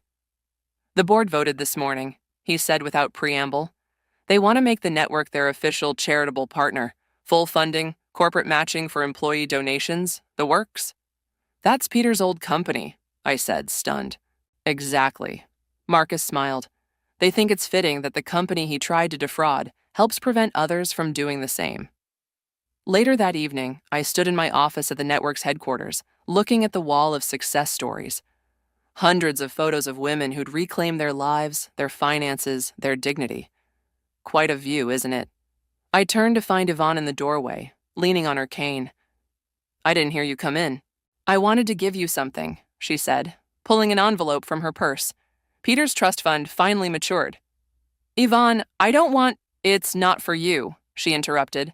"I'm donating it to the network, all of it, $5 million to help other women fight back." I stared at the check, speechless. "Consider it karma coming full circle," she said. "My son tried to steal it to hurt you. Now it'll help heal others." The office door opened again as Valeria rushed in. "Sorry to interrupt, but we have another case. Woman in Texas, husband's hiding cryptocurrency. She needs help now." I looked at the check in my hand, then at the wall of success stories, then at Yvonne's proud smile. "Let's get to work," I said, reaching for my laptop. "Tell her she's not alone anymore, because that's what revenge had taught me. Sometimes the best way to heal isn't to hurt back, but to help forward. Every woman we saved was a victory over every man like Peter. Every dollar we protected was a blow against financial abuse. Every story we changed was revenge, served not cold, but with purpose." "You know what the best part is?" I said to Yvonne as we walked to the conference room. "Peter's actions created exactly what he feared most, a way for women to fight back." She patted my hand. "That's not karma, dear. That's justice." And she was right. This wasn't the ending I'd expected when I first discovered Peter's betrayal. It was better. Because sometimes the best revenge isn't just winning. It's changing the game entirely. "Ready?" Valeria asked, opening the conference room door where our team waited. I smiled, thinking of all the women we'd helped today, tomorrow, and every day after. "Always ready. Let's change another life." I stood in front of my childhood home, clutching the acceptance letter from Stanford, tears streaming down my face. My mother's words still rang in my ears. "We had to make a choice, Tiffany. Cooper's MBA program isn't cheap. My name is Tiffany, and this was the moment I realized blood isn't always thicker than water, especially when it comes to stepbrothers who've always been the golden child." "You can't be serious, Mom," I said, my voice cracking. "That was my college fund. Dad left that money for me before he died." My mother, Summer, sat at our kitchen table, her manicured fingers wrapped around her ever-present coffee mug. Cooper lounged against the counter, trying to look sympathetic but failing miserably. "Look, sis," he started, "Harvard MBA is—" "Don't you dare sis me right now," I cut him off. "You already got your bachelor's degree? I haven't even started college yet." My stepfather Nicholas cleared his throat from the doorway. "There are always student loans, Tiffany. Lots of people take that route." I laughed bitterly. "Right, because Cooper couldn't possibly take out loans himself. He just had to have my money." "It's not like that," my mother protested. "Cooper has such potential. This opportunity at Harvard. And I don't have potential?" I slammed the Stanford letter on the table. "Full academic scholarship, Mom. I did that all on my own. The money was supposed to be for living expenses, for books, for having a shot at focusing on my studies instead of working 3 jobs. Cooper at least had the decency to look uncomfortable. I'll pay you back, Tiffany, once I'm established." "Save it," I snapped. "You've never worked a day in your life. You don't even know what money means to real people." My best friend Rosalind was waiting outside in her beat-up Honda Civic. We'd planned to celebrate my acceptance today. Instead, she was about to become my getaway driver. "This isn't about the money anymore," I said, my voice steadier than I felt. "This is about you always choosing him over me, every single time." "That's not fair." My mother started to cry. She was good at that, turning herself into the victim. "We're trying to do what's best for the family." "No, you're doing what's best for Cooper, like always." I headed for the stairs. "I'm packing my things." "Don't be dramatic," Nicholas called after me. "Where will you even go?" I was already halfway up the stairs. "Anywhere but here." 20 minutes later, I had stuffed everything I cared about into 2 duffel bags. Rosalind helped me carry them down, past my sobbing mother and silent stepfather. Cooper tried to help, but one look from me stopped him in his tracks. "Tiffany, please." My mother grabbed my arm as I reached the door. "We can figure something out. Maybe if you wait a year." I pulled away from her grip. "I'm done waiting. I'm done being the backup plan. I'm done watching Cooper get everything handed to him while I fight for scraps. You're being childish, Nicholas said. Family supports each other. Really? I turned to face them one last time. Then where's my support? Where's my chance at a dream school? Oh, wait, Cooper needed that more. He always needs everything more. Rosalind started the car as I walked out. I didn't look back as I got in, didn't acknowledge my mother's calls from the porch. You okay? Rosalind asked as we pulled away. No, I answered honestly, but I will be. I pulled out my phone and opened my banking app. $2,000. My entire savings from working at the mall since sophomore year. What's the plan? She asked. I thought about the small business course I'd taken in high school, about the side hustle I'd started selling customized phone cases online, about all the nights I'd stayed up learning about marketing and e-commerce while Cooper partied his way through college. First, we find me a place to live, I said, my mind already racing with possibilities. Then I'm going to build something of my own, something so successful that they'll all regret the day they bet against me. Rosalind glanced at me, a smile playing on her lips. Revenge success? I like it. Not revenge, I corrected her, watching my childhood home disappear in the side mirror. Justice, and I'm going to make sure Cooper has a front row seat when I get it. 6 months into my new life, I was living in Rosalind's spare room and working double shifts at a coffee shop while building my online business. Every spare moment went into my phone case designs and marketing strategy. Sleep became a luxury I couldn't afford. You need to see this, Rosalind said one morning, shoving her phone in my face before I'd even had my first coffee. It was an Instagram post from Cooper, Harvard Business School campus, perfect smile, designer suit. The caption read, "Living the dream, hard work pays off." Hard work? I scoffed, handing her phone back. More like my college fund pays off. Don't let him get to you, Rosalind warned. Focus on your own path. I was about to respond when my phone buzzed. Another order notification, then another, and another. What the hell? I opened my online store dashboard. Hundreds of orders were pouring in. Remember that TikTok influencer I sent our cases to last week? Rosalind grinned. She just posted her review. My hands shook as I pulled up the video. The influencer was raving about our custom designs, showing off the intricate artwork and premium quality. The comment section was exploding with people asking where to buy them. Holy shit, I whispered. We're going viral. That's when my phone rang. It was Samuel, a regular at the coffee shop who'd been mentoring me informally after overhearing me talk about my business. I saw the numbers, he said without preamble. You ready to take this to the next level? What do you mean? I mean, I want to invest. Real money, Tiffany. Enough to scale this properly.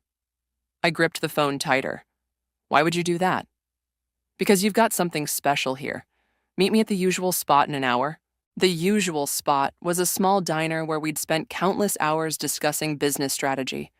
When I arrived, Samuel was already there, laptop open. Sit down, he said, turning the screen toward me. Look at these projections. The numbers made my head spin. That's impossible. Not with the right backing. He leaned forward.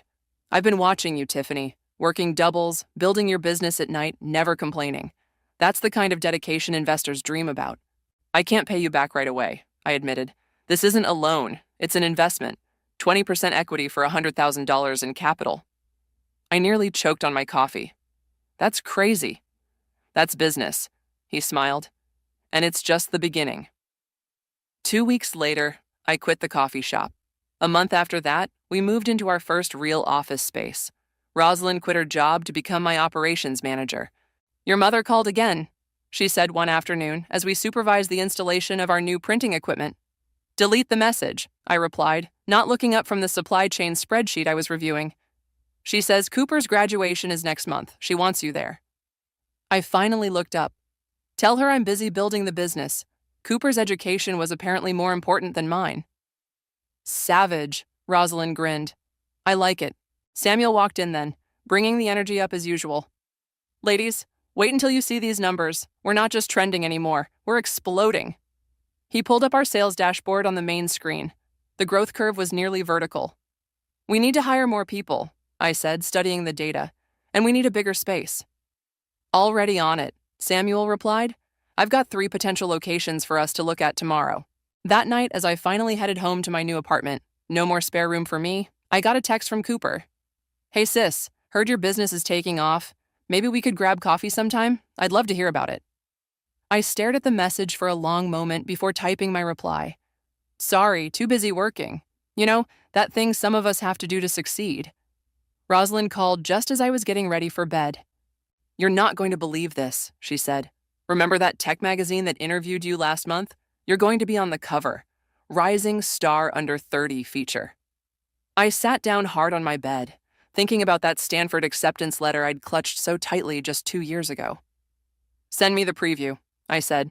When the image loaded, I couldn't help but smile. There I was, standing in our office, looking confident and successful. The headline read, From Zero to Million, How Tiffany Built an Empire from Her Phone Case Design. I forwarded the preview to my mother with a simple message. Guess I had potential after all. Then I turned off my phone, opened my laptop, and got back to work.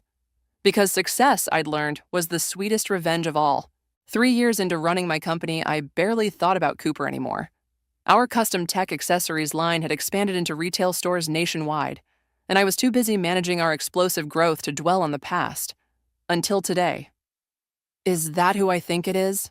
Rosalind whispered, nudging me as we walked into the upscale restaurant for our investor lunch. Across the room, Cooper sat alone at a table, his designer suit noticeably wrinkled, staring intently at his phone. He looked different, thinner, worried, nothing like his polished Instagram posts. Let's sit somewhere else, I said, but it was too late. He'd spotted us. Tiffany? Cooper stood up, nearly knocking over his water glass. I can't believe it's you. Cooper, I nodded coolly. How's the Harvard MBA working out? His smile faltered slightly. Well, actually, I've been meaning to reach out. We're here for a meeting. I cut him off, gesturing to Rosalind. Please, just 5 minutes? He glanced around nervously. I could really use your advice. Before I could refuse, Samuel walked in. Sorry I'm late. Traffic was... He trailed off, noticing the tension. Everything okay here? This is my stepbrother, Cooper, I said flatly. He was just leaving. Actually, Cooper interjected, I really need to talk to you, Tiffany. It's important. Samuel raised an eyebrow at me. I sighed. Fine, 5 minutes. I turned to Samuel and Rosalind. Get our table. I'll be right there. Cooper led me to his table, where I noticed a stack of financial documents scattered across the surface. So, I sat down. What's so important? My company's in trouble, he blurted out. Big trouble. I couldn't help but laugh. Your company? Last I heard, you were working for that consulting firm. I left 6 months ago to start my own venture. He ran a hand through his hair, a nervous habit from childhood. I thought with my MBA and connections it would be easy. Nothing's easy in business, I said coldly. Something you'd know if you'd ever had to work for anything. He flinched. I deserve that. But Tiffany, I'm desperate. The investors are pulling out, and if I don't find new funding by the end of the month... Let me guess, you want money? No? Well, yes, but not directly. He leaned forward. I need your expertise, your connections. You've built something amazing, and I clearly don't know what I'm doing. Just then, my phone buzzed. A news alert about Cooper's company. Their stock was in free fall after missing quarterly projections. So that's what this is about. I showed him the alert. Your company's tanking and you want me to bail you out. It's not like that, he protested.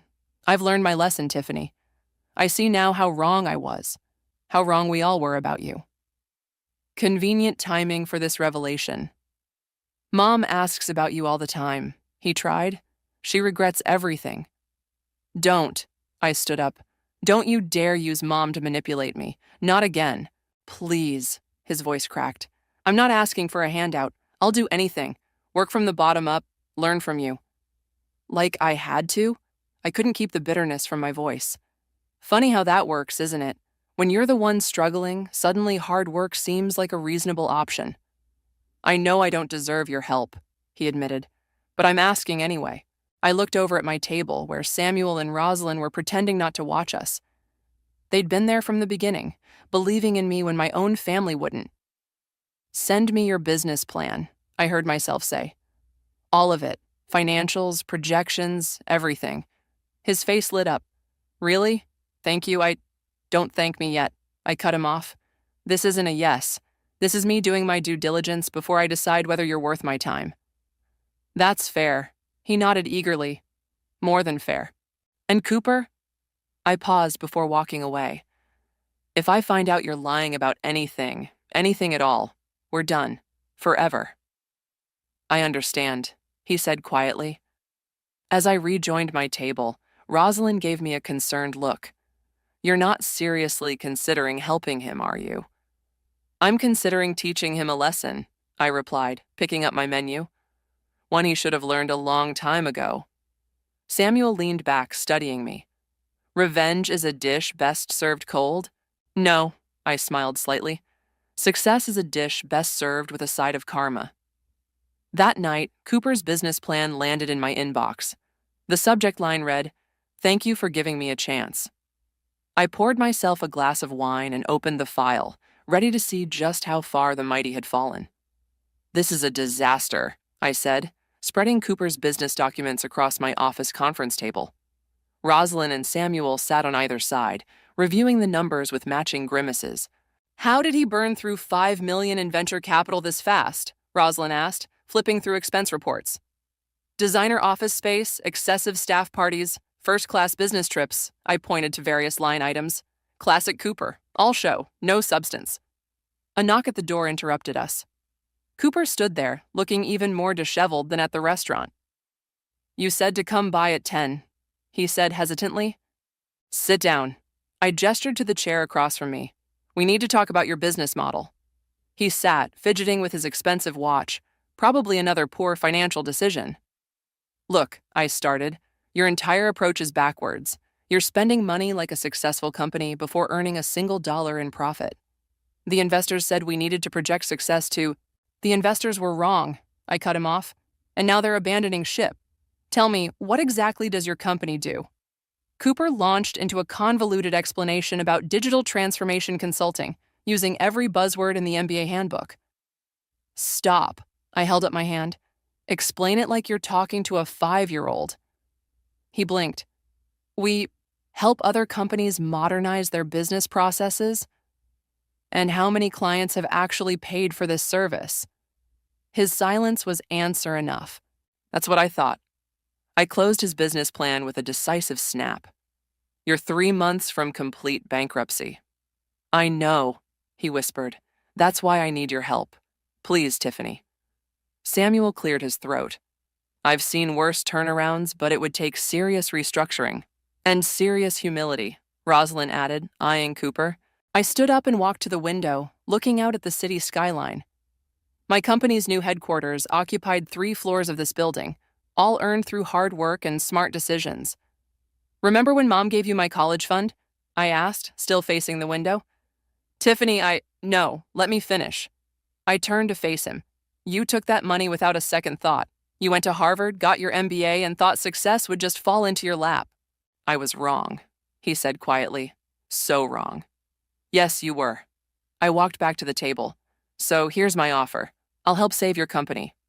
His face lit up, but I raised a hand to stop his premature celebration.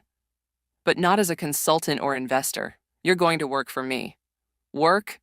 For you? Entry-level position, minimum wage.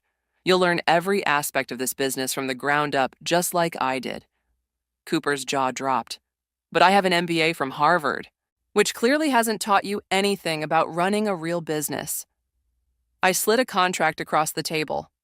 While you work here, I'll have my team analyze your company and implement a restructuring plan, but you don't get to make any decisions. For how long? He asked, staring at the contract. 6 months minimum. If you prove yourself, we'll discuss next steps. If you don't, I shrugged. Well, bankruptcy is always an option. Rosalind smirked. Hope you like making coffee runs and organizing spreadsheets? Cooper picked up the contract with trembling hands. And if I refuse? Then good luck finding someone else to bail you out. I checked my watch. You have until tomorrow morning to decide. The position starts Monday at 8 a.m. sharp. 8? He looked startled. That's early. Welcome to the real world, brother. I gathered my papers. Rosalind will show you out. As they left, Samuel stayed behind, a thoughtful expression on his face. You're not just doing this to humiliate him, are you? I sat down heavily in my chair. No. Believe it or not, I actually want him to learn something. Maybe if he understands what it takes to build something real. You're a better person than most would be in your position, Samuel said. Don't be so sure. I smiled grimly. I'm still going to enjoy watching him struggle a little. My phone buzzed. A text from my mother. Cooper told me you're considering helping him. Please call me. I deleted the message without responding. This was between Cooper and me now.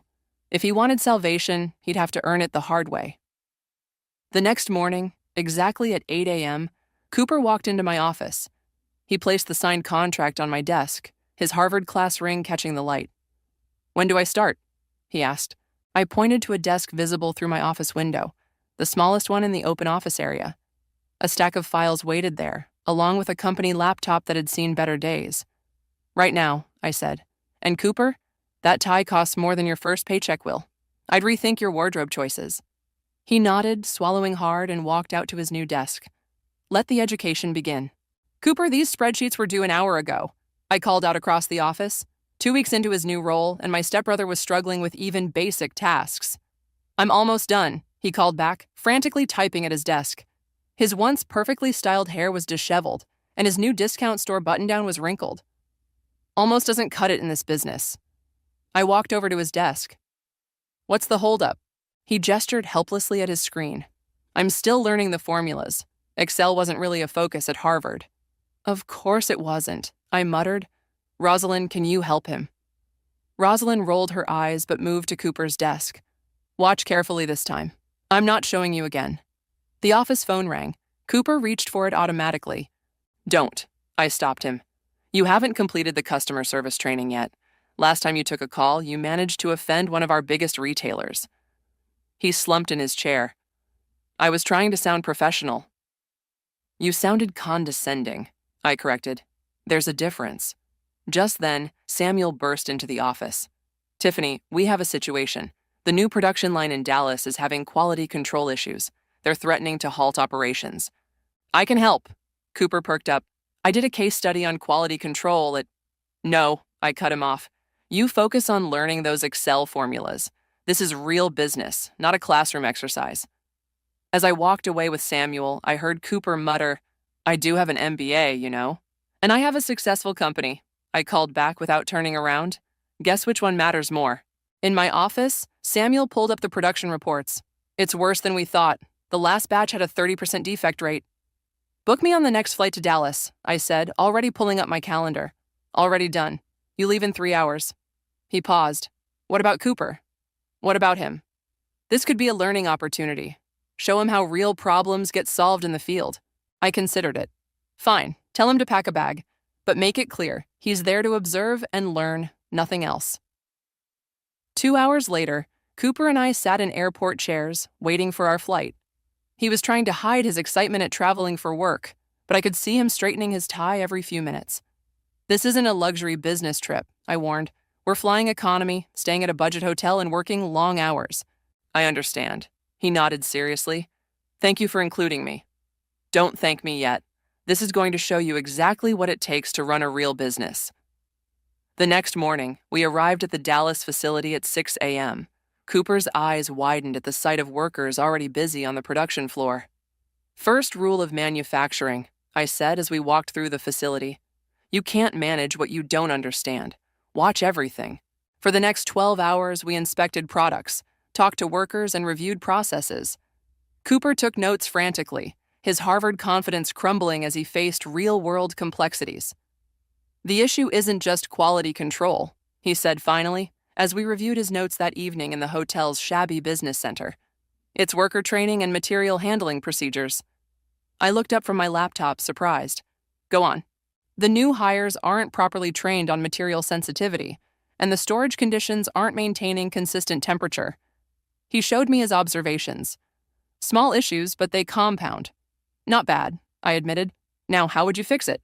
He launched into a detailed plan, and for the first time I saw glimpses of actual business sense beneath his MBA polish. Implementation would cost about $40,000, he finished, and save us nearly $200,000 in rejected products, I added. Write it up. Properly this time, not in Harvard case study format. He worked through dinner, hunched over his laptop. At midnight, he sent me his proposal. This is actually good, I said, reviewing it. Clear, practical, cost-effective. Really? His face lit up. Don't get too excited. It's one good idea after 2 weeks of mistakes, but I closed my laptop. It's a start. The next day, as we implemented his suggestions, I watched him interact with the workers. Gone was the condescending MBA graduate. Instead, he listened, learned, and even rolled up his sleeves to help. You know, Rosalind said during our evening video call, your evil plan to humble him might actually be working. Maybe, I replied, watching Cooper explain the new procedures to a group of workers, but the real test is still coming. What do you mean? I smiled grimly. Wait until Mom finds out her golden boy is working minimum wage under his little sister's supervision. That's when we'll see if he's really changed.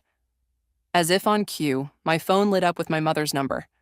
Time to face the music. This is unacceptable, Tiffany. My mother's voice crackled through the phone. Making your brother work as a common employee? He has an MBA from Harvard. Nice to hear from you too, Mom, I replied, watching through my office window as Cooper organized inventory sheets. How long has it been? 2 years? Don't change the subject. Cooper told me about your arrangement. Did he tell you about how he nearly bankrupted his company? Or how he came begging for my help? A pause. He's going through a rough patch. But making him work minimum wage? That's just cruel. No, Mom. Cruel is taking away your daughter's college fund to give to her stepbrother. This is called learning. Cooper knocked on my office door, holding a stack of reports. I waved him in. I have to go, I told my mother. Some of us have actual work to do. Wait. I hung up before she could finish. Those quarterly projections? I asked Cooper. He nodded, placing them on my desk. And I think I found something interesting in the market analysis. Before he could elaborate, my mother burst into the office. Cooper froze, his face paling. Mom, he stammered, what are you doing here? Ending this ridiculous situation, she declared, turning to me. I won't let you humiliate your brother like this. I leaned back in my chair. Last I checked, this was my company. You don't get a say here. Mom, please, Cooper interjected. This isn't what you think. Look at you, she gestured at his modest clothing, working like some entry-level nobody. This isn't what we paid for your education for. Actually, Cooper straightened up, I'm learning more here than I did in business school. She blinked, thrown off script. What? Tiffany's teaching me real business, not theory, not case studies, real practical knowledge. But your company is failing because I didn't know what I was doing, he admitted. I thought an MBA meant I could skip the hard parts. I was wrong. I watched this exchange silently, studying my mother's face as her worldview slowly cracked. But you're her brother, she tried again. She should be helping you as an equal. Like you helped us equally, I finally spoke up. Or did you forget about that? That was different. You're right, Cooper cut in. It was different. You gave me everything and Tiffany nothing. And look which one of us built a successful company. The office fell silent. My mother sank into a chair, looking suddenly older. I just wanted what was best for you, she whispered. No, I stood up. You wanted what was easiest? Backing Cooper was easy. Supporting his dreams was easy. But believing in me? That would have required effort. Tiffany, Cooper said quietly. The market analysis. Not now, I started, but he persisted. Yes, now. He opened one of the reports. Our biggest competitor is launching a new product line next quarter. If we don't act fast, we could lose significant market share. I studied the data he'd compiled. It was thorough, professional, and worryingly accurate. How did you get this information? I still have some contacts from my consulting days, and I've been studying our market every night after work. He looked almost apologetic. I know I'm just an entry-level employee, but... Show me your plan, I interrupted. As Cooper presented his analysis, I watched my mother's expression shift from dismissal to surprise to reluctant respect. Her golden boy was finally earning his way. We'll need to move fast, Cooper finished. The window of opportunity is small. I nodded slowly. Draft a detailed proposal, include budget requirements and timeline. Have it on my desk tomorrow morning. Really? His face lit up. Don't make me regret it. My mother stood up, smoothing her designer dress. Well, I can see you're both busy. Yes, you should. I agreed coldly. And Mom, next time call before showing up at my company. After she left, Cooper lingered. I'm sorry about that. I didn't know she would come. Of course you didn't. That would have required her to actually listen to you.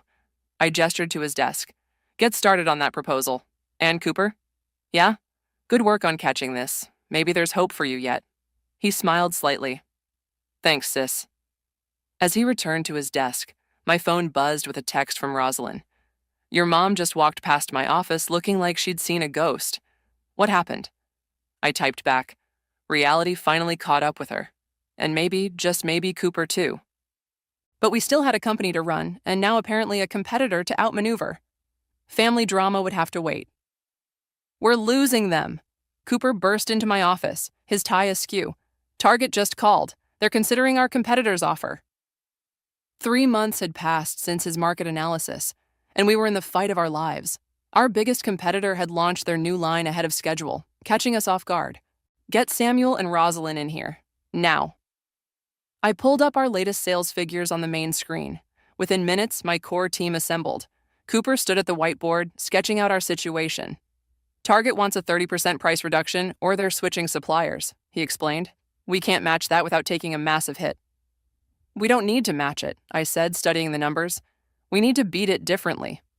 Samuel leaned forward. What are you thinking? Cooper, remember what you learned in Dallas about quality control?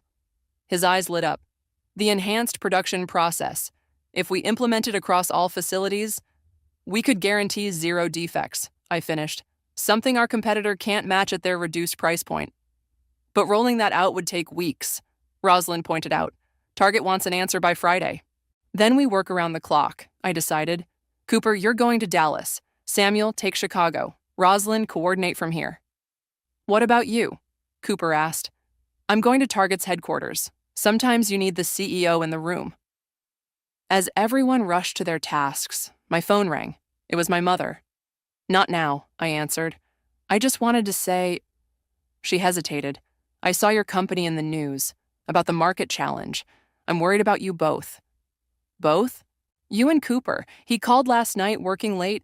He sounded different, determined. He's learning, I said shortly. I have to go. Wait, she said quickly. I was wrong, Tiffany, about everything. I see that now. I paused at the door. Save it, Mom. I'm about to fight for my company's future. Your guilt will have to wait. The next 48 hours were a blur. While Cooper and Samuel implemented quality controls across our facilities, I sat in meetings with Target's executives, fighting for our contract. Your competitor's offer is compelling, Target's purchasing director said, sliding their proposal across the table. Their offer is cheap, I corrected. And you know what happens with cheap products? They fail. Then your customers get angry and your brand suffers. You sound very confident. I am. I opened my laptop, showing them real-time data from our facilities. While our competitor cuts corners, we're implementing state-of-the-art quality control across all production lines. 0 defects guaranteed. My phone buzzed. A text from Cooper. Dallas facility upgraded. Running at 100% efficiency. Chicago reports similar results. I smiled. In fact, I can show you the results right now. 2 hours later, I walked out with a signed contract. Not only had we kept Target, but we'd secured a larger order at a premium price. Back at the office, the team was waiting.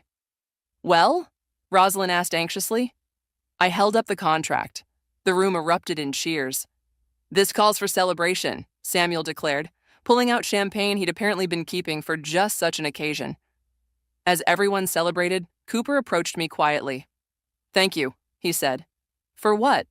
For teaching me what real business looks like, for giving me a chance to earn my way. You earned this win, I admitted. Your market analysis saved us. Your work in Dallas made the difference. Still, he smiled ruefully. It's ironic.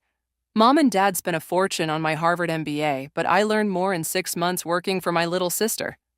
Speaking of Mom, I hesitated. She called earlier, said she was wrong about everything. She was, Cooper agreed. We all were. I just hope...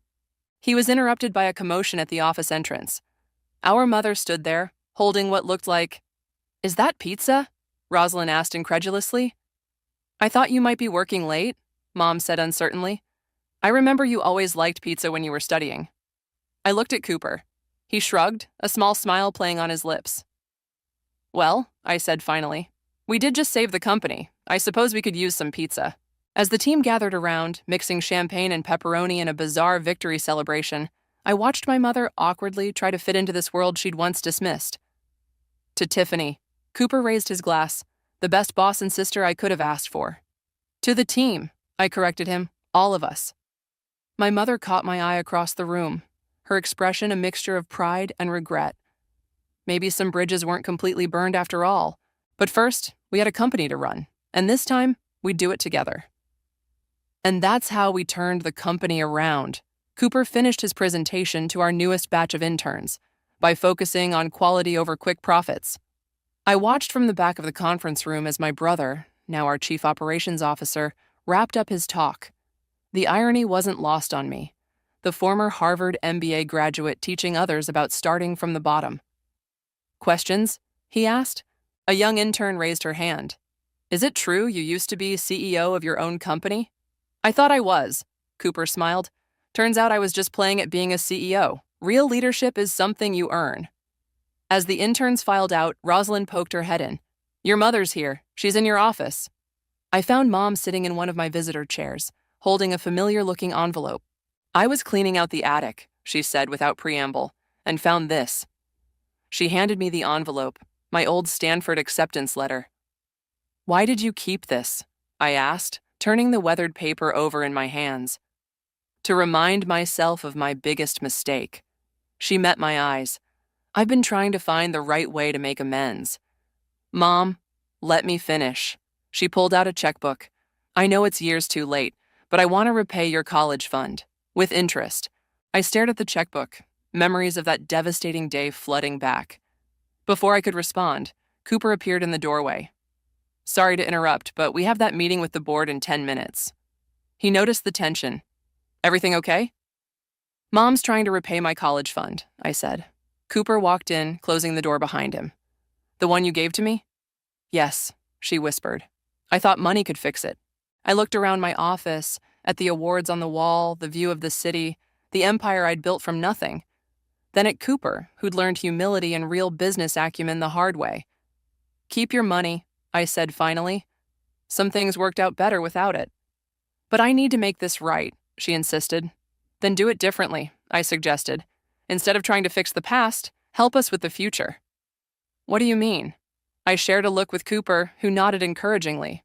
We're starting a scholarship program, I explained, for young entrepreneurs who can't afford business school. Real training, real experience, real mentorship.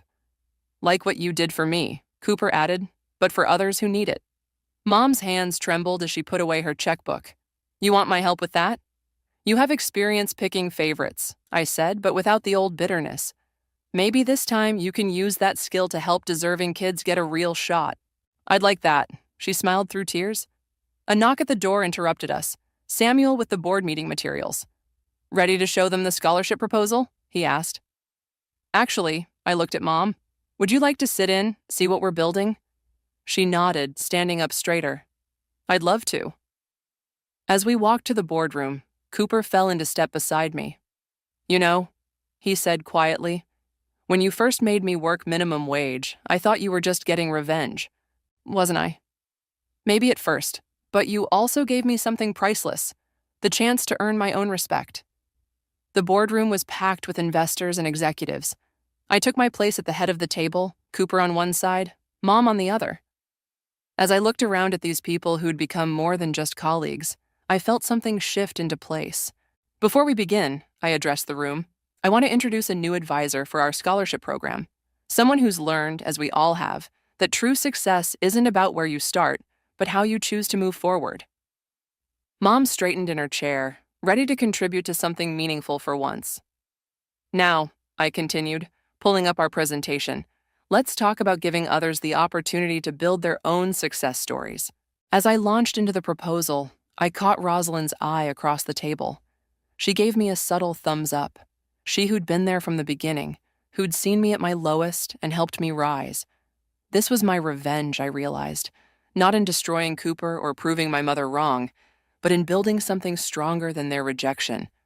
Something that would help others rise above their own obstacles. The old wound of betrayal had finally healed, replaced by something unexpected. The satisfaction of turning pain into purpose. And that was worth more than any college fund.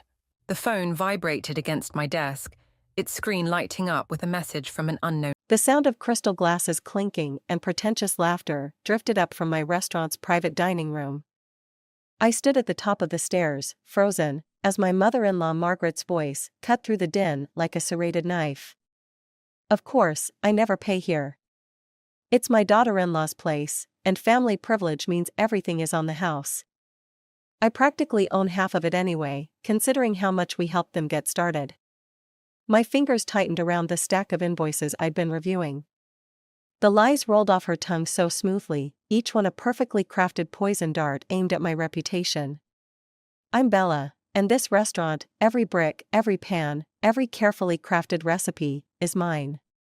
Built from 15 years of 12-hour shifts and burned fingers, not a single dime from the Thompson family fortune. Margaret, darling, you must tell us how you convinced her to use that divine truffle supplier, one of her society friends cooed. Oh, I simply insisted. The poor dear needed quite a bit of guidance in the beginning. Still does, really. The invoice paper crumpled in my grip. Below, their laughter swelled again, accompanied by the distinctive pop of another champagne bottle, my most expensive vintage, no doubt. My phone buzzed. A text from Ryan. Mom says she's entertaining some friends at the restaurant. Hope that's okay. Hope that's okay. Like I was some teenager asking permission to borrow the car, not a business owner being robbed blind by his mother. I started down the stairs, my heels clicking against each step with military precision. The sounds from the private dining room grew louder, Margaret holding court with her usual theatrical flair, dispensing my wine and my food like party favors while spreading lies about my competence. My hand rested on the door handle. Through the frosted glass, I could see their silhouettes, 6 or 7 women, all gesturing with wine glasses, all hanging on Margaret's every word. For 3 years, I'd swallowed my pride, played the dutiful daughter-in-law, let her sweep through my restaurant like she owned it. And really, Margaret's voice carried clearly now. It's fortunate I'm here to maintain standards. Left to her own devices. I pushed the door open. The conversation stuttered to a halt as heads turned toward me. Margaret's perfectly painted smile didn't waver, but her eyes hardened to chips of ice. Bella, darling. I was just telling everyone about our little restaurant. Our little restaurant. Something snapped inside me, quiet but final, like a violin string pulled too tight. Actually, Margaret, I said, my voice steady despite the rage burning in my chest. I think it's time we discussed exactly whose restaurant this is. I slammed our bedroom door so hard the wedding photo fell off the wall. The frame cracked, a jagged line splitting between Ryan and me, fitting, really. You're being completely unreasonable, Ryan called through the door. Mom was just trying to be social. She brings valuable connections to the restaurant. Valuable connections? I yanked the door open. Your mother just cost me $3,000 in wine and food, not counting the damage she's doing to my reputation. Ryan stood there in his wrinkled t-shirt, shoulders hunched like they'd been since losing his job 3 months ago. She's trying to help, Bella. You know how influential her friends are in the restaurant scene. Help? My laugh came out harsh. By telling everyone she practically owns my restaurant? That I can't make decisions without her guidance? That's not what she meant. Then what did she mean, Ryan? Please, explain to me how your mother spreading lies about my business is helping. He ran his hands through his hair, a gesture so familiar it made my chest ache. You're taking this too personally. Mom's just proud of what we've built. We? The word tasted like acid. What exactly have you built, Ryan? Or your mother? Because I remember working doubles for 15 years to save up. I remember developing every recipe, hiring every staff member, dealing with every crisis, while you were at your cushy corporate job. His face darkened. That's low, Bella. You know I'm trying to find work. Are you? Because your mother told her friends you're taking a sabbatical to explore new opportunities. Is that what we're calling it now? Stop attacking my mother. His fist hit the wall, leaving a dent in the drywall. We both stared at it, shocked by the sudden violence. You know what? I grabbed my laptop from the bed. I'm going to the restaurant. I need to damage control your mother's latest performance. Bella, wait. And starting tomorrow, your mother pays full price like everyone else. If she has a problem with that, she can find somewhere else to hold court. You can't do that to her. I stopped at the doorway, turning to face my husband of 12 years. In that moment, he felt like a stranger. Watch me. If you do this, he said quietly, you're choosing business over family. No, Ryan. I'm choosing self-respect over manipulation. Maybe you should try it sometime. I left him standing there, my heels clicking against the hardwood like a countdown. In my car, I pulled up the security camera feed from the restaurant on my phone. Already, Margaret's society friends were posting about their complimentary lunch on social media, tagging the restaurant. Each notification felt like another nail in the coffin of my marriage. My phone buzzed, a text from Lisa, wine emergency at my place. Come now. For once, running away seemed like the sanest option. Lisa's laptop screen cast a harsh glow across her kitchen counter as she pulled up Henry's bank statements. My hands trembled around my third glass of wine. Holy shit, Lisa whispered, scrolling through the documents. These transfers to Margaret's personal account, they're astronomical. And look at the timing. I leaned closer, my chest tightening. Right after Ryan lost his job. And Henry has no idea? He trusts her completely. The wine turned bitter in my mouth. Just like Ryan trusts her. Lisa highlighted another transaction. $200,000 in the last 3 months alone. What's she doing with all this money? My phone buzzed, another Instagram notification. Margaret at some charity gala, dripping in new jewelry, captioned, supporting local artists while maintaining standards of excellence. Maintaining standards, I muttered, showing Lisa the post. That's her favorite phrase lately. Usually right before she tells me how to run my restaurant. Bella. Lisa's voice went serious. You have to tell Henry. And destroy my marriage? Ryan will never forgive me. Your marriage? Lisa slammed the laptop shut. Honey, your marriage was over the moment Ryan chose his mother's lies over your truth. The doorbell rang. Lisa checked her phone and swore. Shit. That's probably Mark with the kids. I forgot he's dropping them early. I should go anyway. I stood, steadying myself against the counter. Need to check on the restaurant. Wait. Lisa grabbed my arm. Promise me you'll think about telling Henry. This isn't just about your restaurant anymore. Margaret's stealing from her own husband. I'll think about it.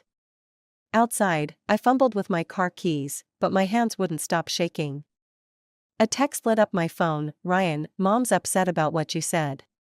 We need to talk. Another notification popped up, a review of my restaurant, posted an hour ago. My heart stopped when I saw the byline, Oliver Grant, the city's most influential food critic. I'd had no idea he'd been in tonight. The review was brutal. While Carter's shows promise, it suffers from inconsistent standards and unclear vision. One wonders if the recent rumors of family interference. I didn't finish reading. Margaret's voice echoed in my head, maintaining standards. The timing couldn't be coincidence. She'd known Oliver was coming. Had to have known. And she'd made sure her little performance with her society friends happened on exactly the right day. My phone buzzed again, Henry this time. Bella, need to discuss some concerning bank statements. Can we meet privately? I stared at the message, my hand steady now. The wine buzz cleared, replaced by cold clarity. Margaret had finally overplayed her hand. Now I just had to decide what to do about it. The choice was simple, really. I could protect my family's feelings, or I could protect the truth. But I couldn't do both. The private booth at Marcello's felt like a confessional. Henry sat across from me, his usual commanding presence diminished by the stack of bank statements between us. His hands shook slightly as he turned each page. 200,000, he said quietly. In 3 months. I stared into my untouched espresso. I'm sorry, Henry. I shouldn't have. No. His voice hardened. You did exactly right. But there's something else you need to see. He pulled out another document, a loan application. My restaurant's name was at the top, along with Margaret's signature. My signature. Except I'd never seen this paper before. She's trying to take out a second mortgage on your restaurant, Henry said. Using my name as collateral. The room tilted. That's not possible. I never signed. Margaret has always been good with signatures. His smile was bitter. Ask Ryan about his college acceptance letter sometime. My phone buzzed. Ryan again, where are you? Mom's lawyer wants to discuss the restaurant's future direction. She's moving faster than I expected, Henry muttered, reading the text over my shoulder. Probably because of this. He slid a familiar envelope across the table, Oliver Grant's review. But this version was different from the one I'd seen. This was the original draft, before Margaret's family interference comments were added. Oliver's an old friend, Henry said. He called me this morning, quite upset about the unauthorized changes to his review. The pieces clicked together: Margaret's social media campaign, the fake loan documents, the doctored review. She wasn't just trying to control my restaurant. She was trying to destroy it. Why now? I asked. After all these years? Because Ryan lost his job. Henry's eyes met mine. And Margaret lost her access to his corporate accounts. She needs a new source of income to maintain her lifestyle. Your restaurant is profitable, visible, and vulnerable. The word tasted like ash. I'm meeting with my lawyer tomorrow, Henry said. But you need to decide what you want to do about Ryan. He's been helping her with some of this. The betrayal hit like a physical blow. My husband. My partner. The man who'd promised to stand by me through everything. My phone lit up again, a text from an unknown number. Miss Carter, Oliver Grant here. We should talk about your mother-in-law's interesting interpretation of my review. Perhaps over dinner? I looked up at Henry, seeing my own pain reflected in his eyes. We were both facing the same choice: protect the people we loved, or protect the truth. I need to make some calls, I said, standing. Starting with my lawyer. Henry nodded, understanding perfectly. Some bridges, once burned, light the way forward. Oliver Grant's office felt more like an interrogation room than a restaurant critic's workspace. He spread photos across his desk, Margaret at various charity events, all wearing different pieces of expensive jewelry. Your mother-in-law has expensive taste, he said, tapping one photo. This necklace alone is worth more than most people's annual salary.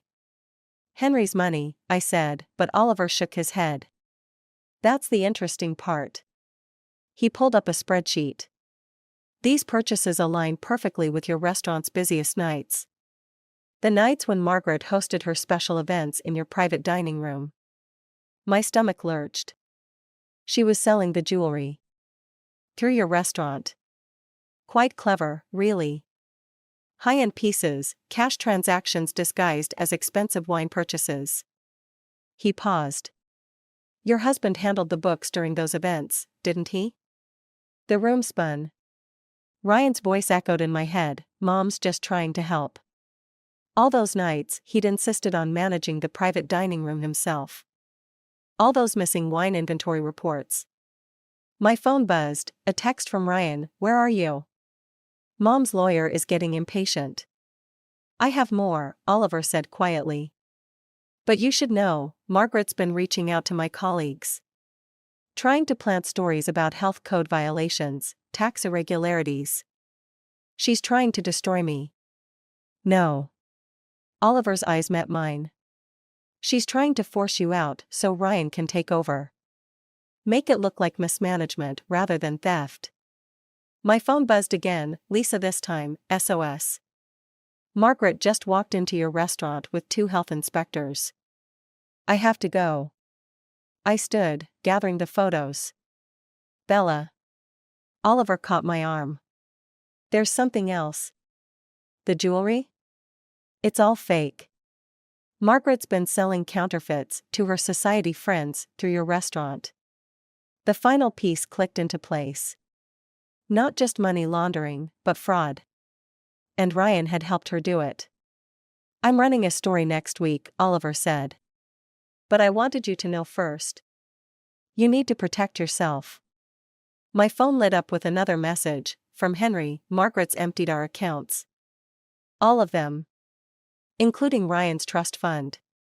The walls closed in. My restaurant, my marriage, my life, all built on lies. And now Margaret was making her final move. I need your help, I told Oliver, my voice steady despite the rage burning through me. But first, I need to make a call. I dialed my lawyer's number, watching Margaret's smiling face in the charity photos. She thought she was winning, thought she'd finally broken me.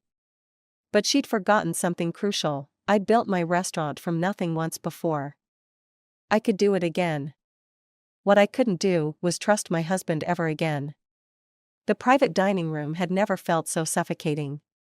Margaret sat at the head of the table, resplendent in another piece of counterfeit jewelry, while Ryan hovered behind her like a guard dog. Henry's empty chair screamed accusation. Really, Bella, Margaret sighed, examining the stack of documents I'd placed before her. All this drama over a few business arrangements? Business arrangements? My voice didn't shake. Is that what we're calling fraud now? Ryan stepped forward. Bella, you're overreacting.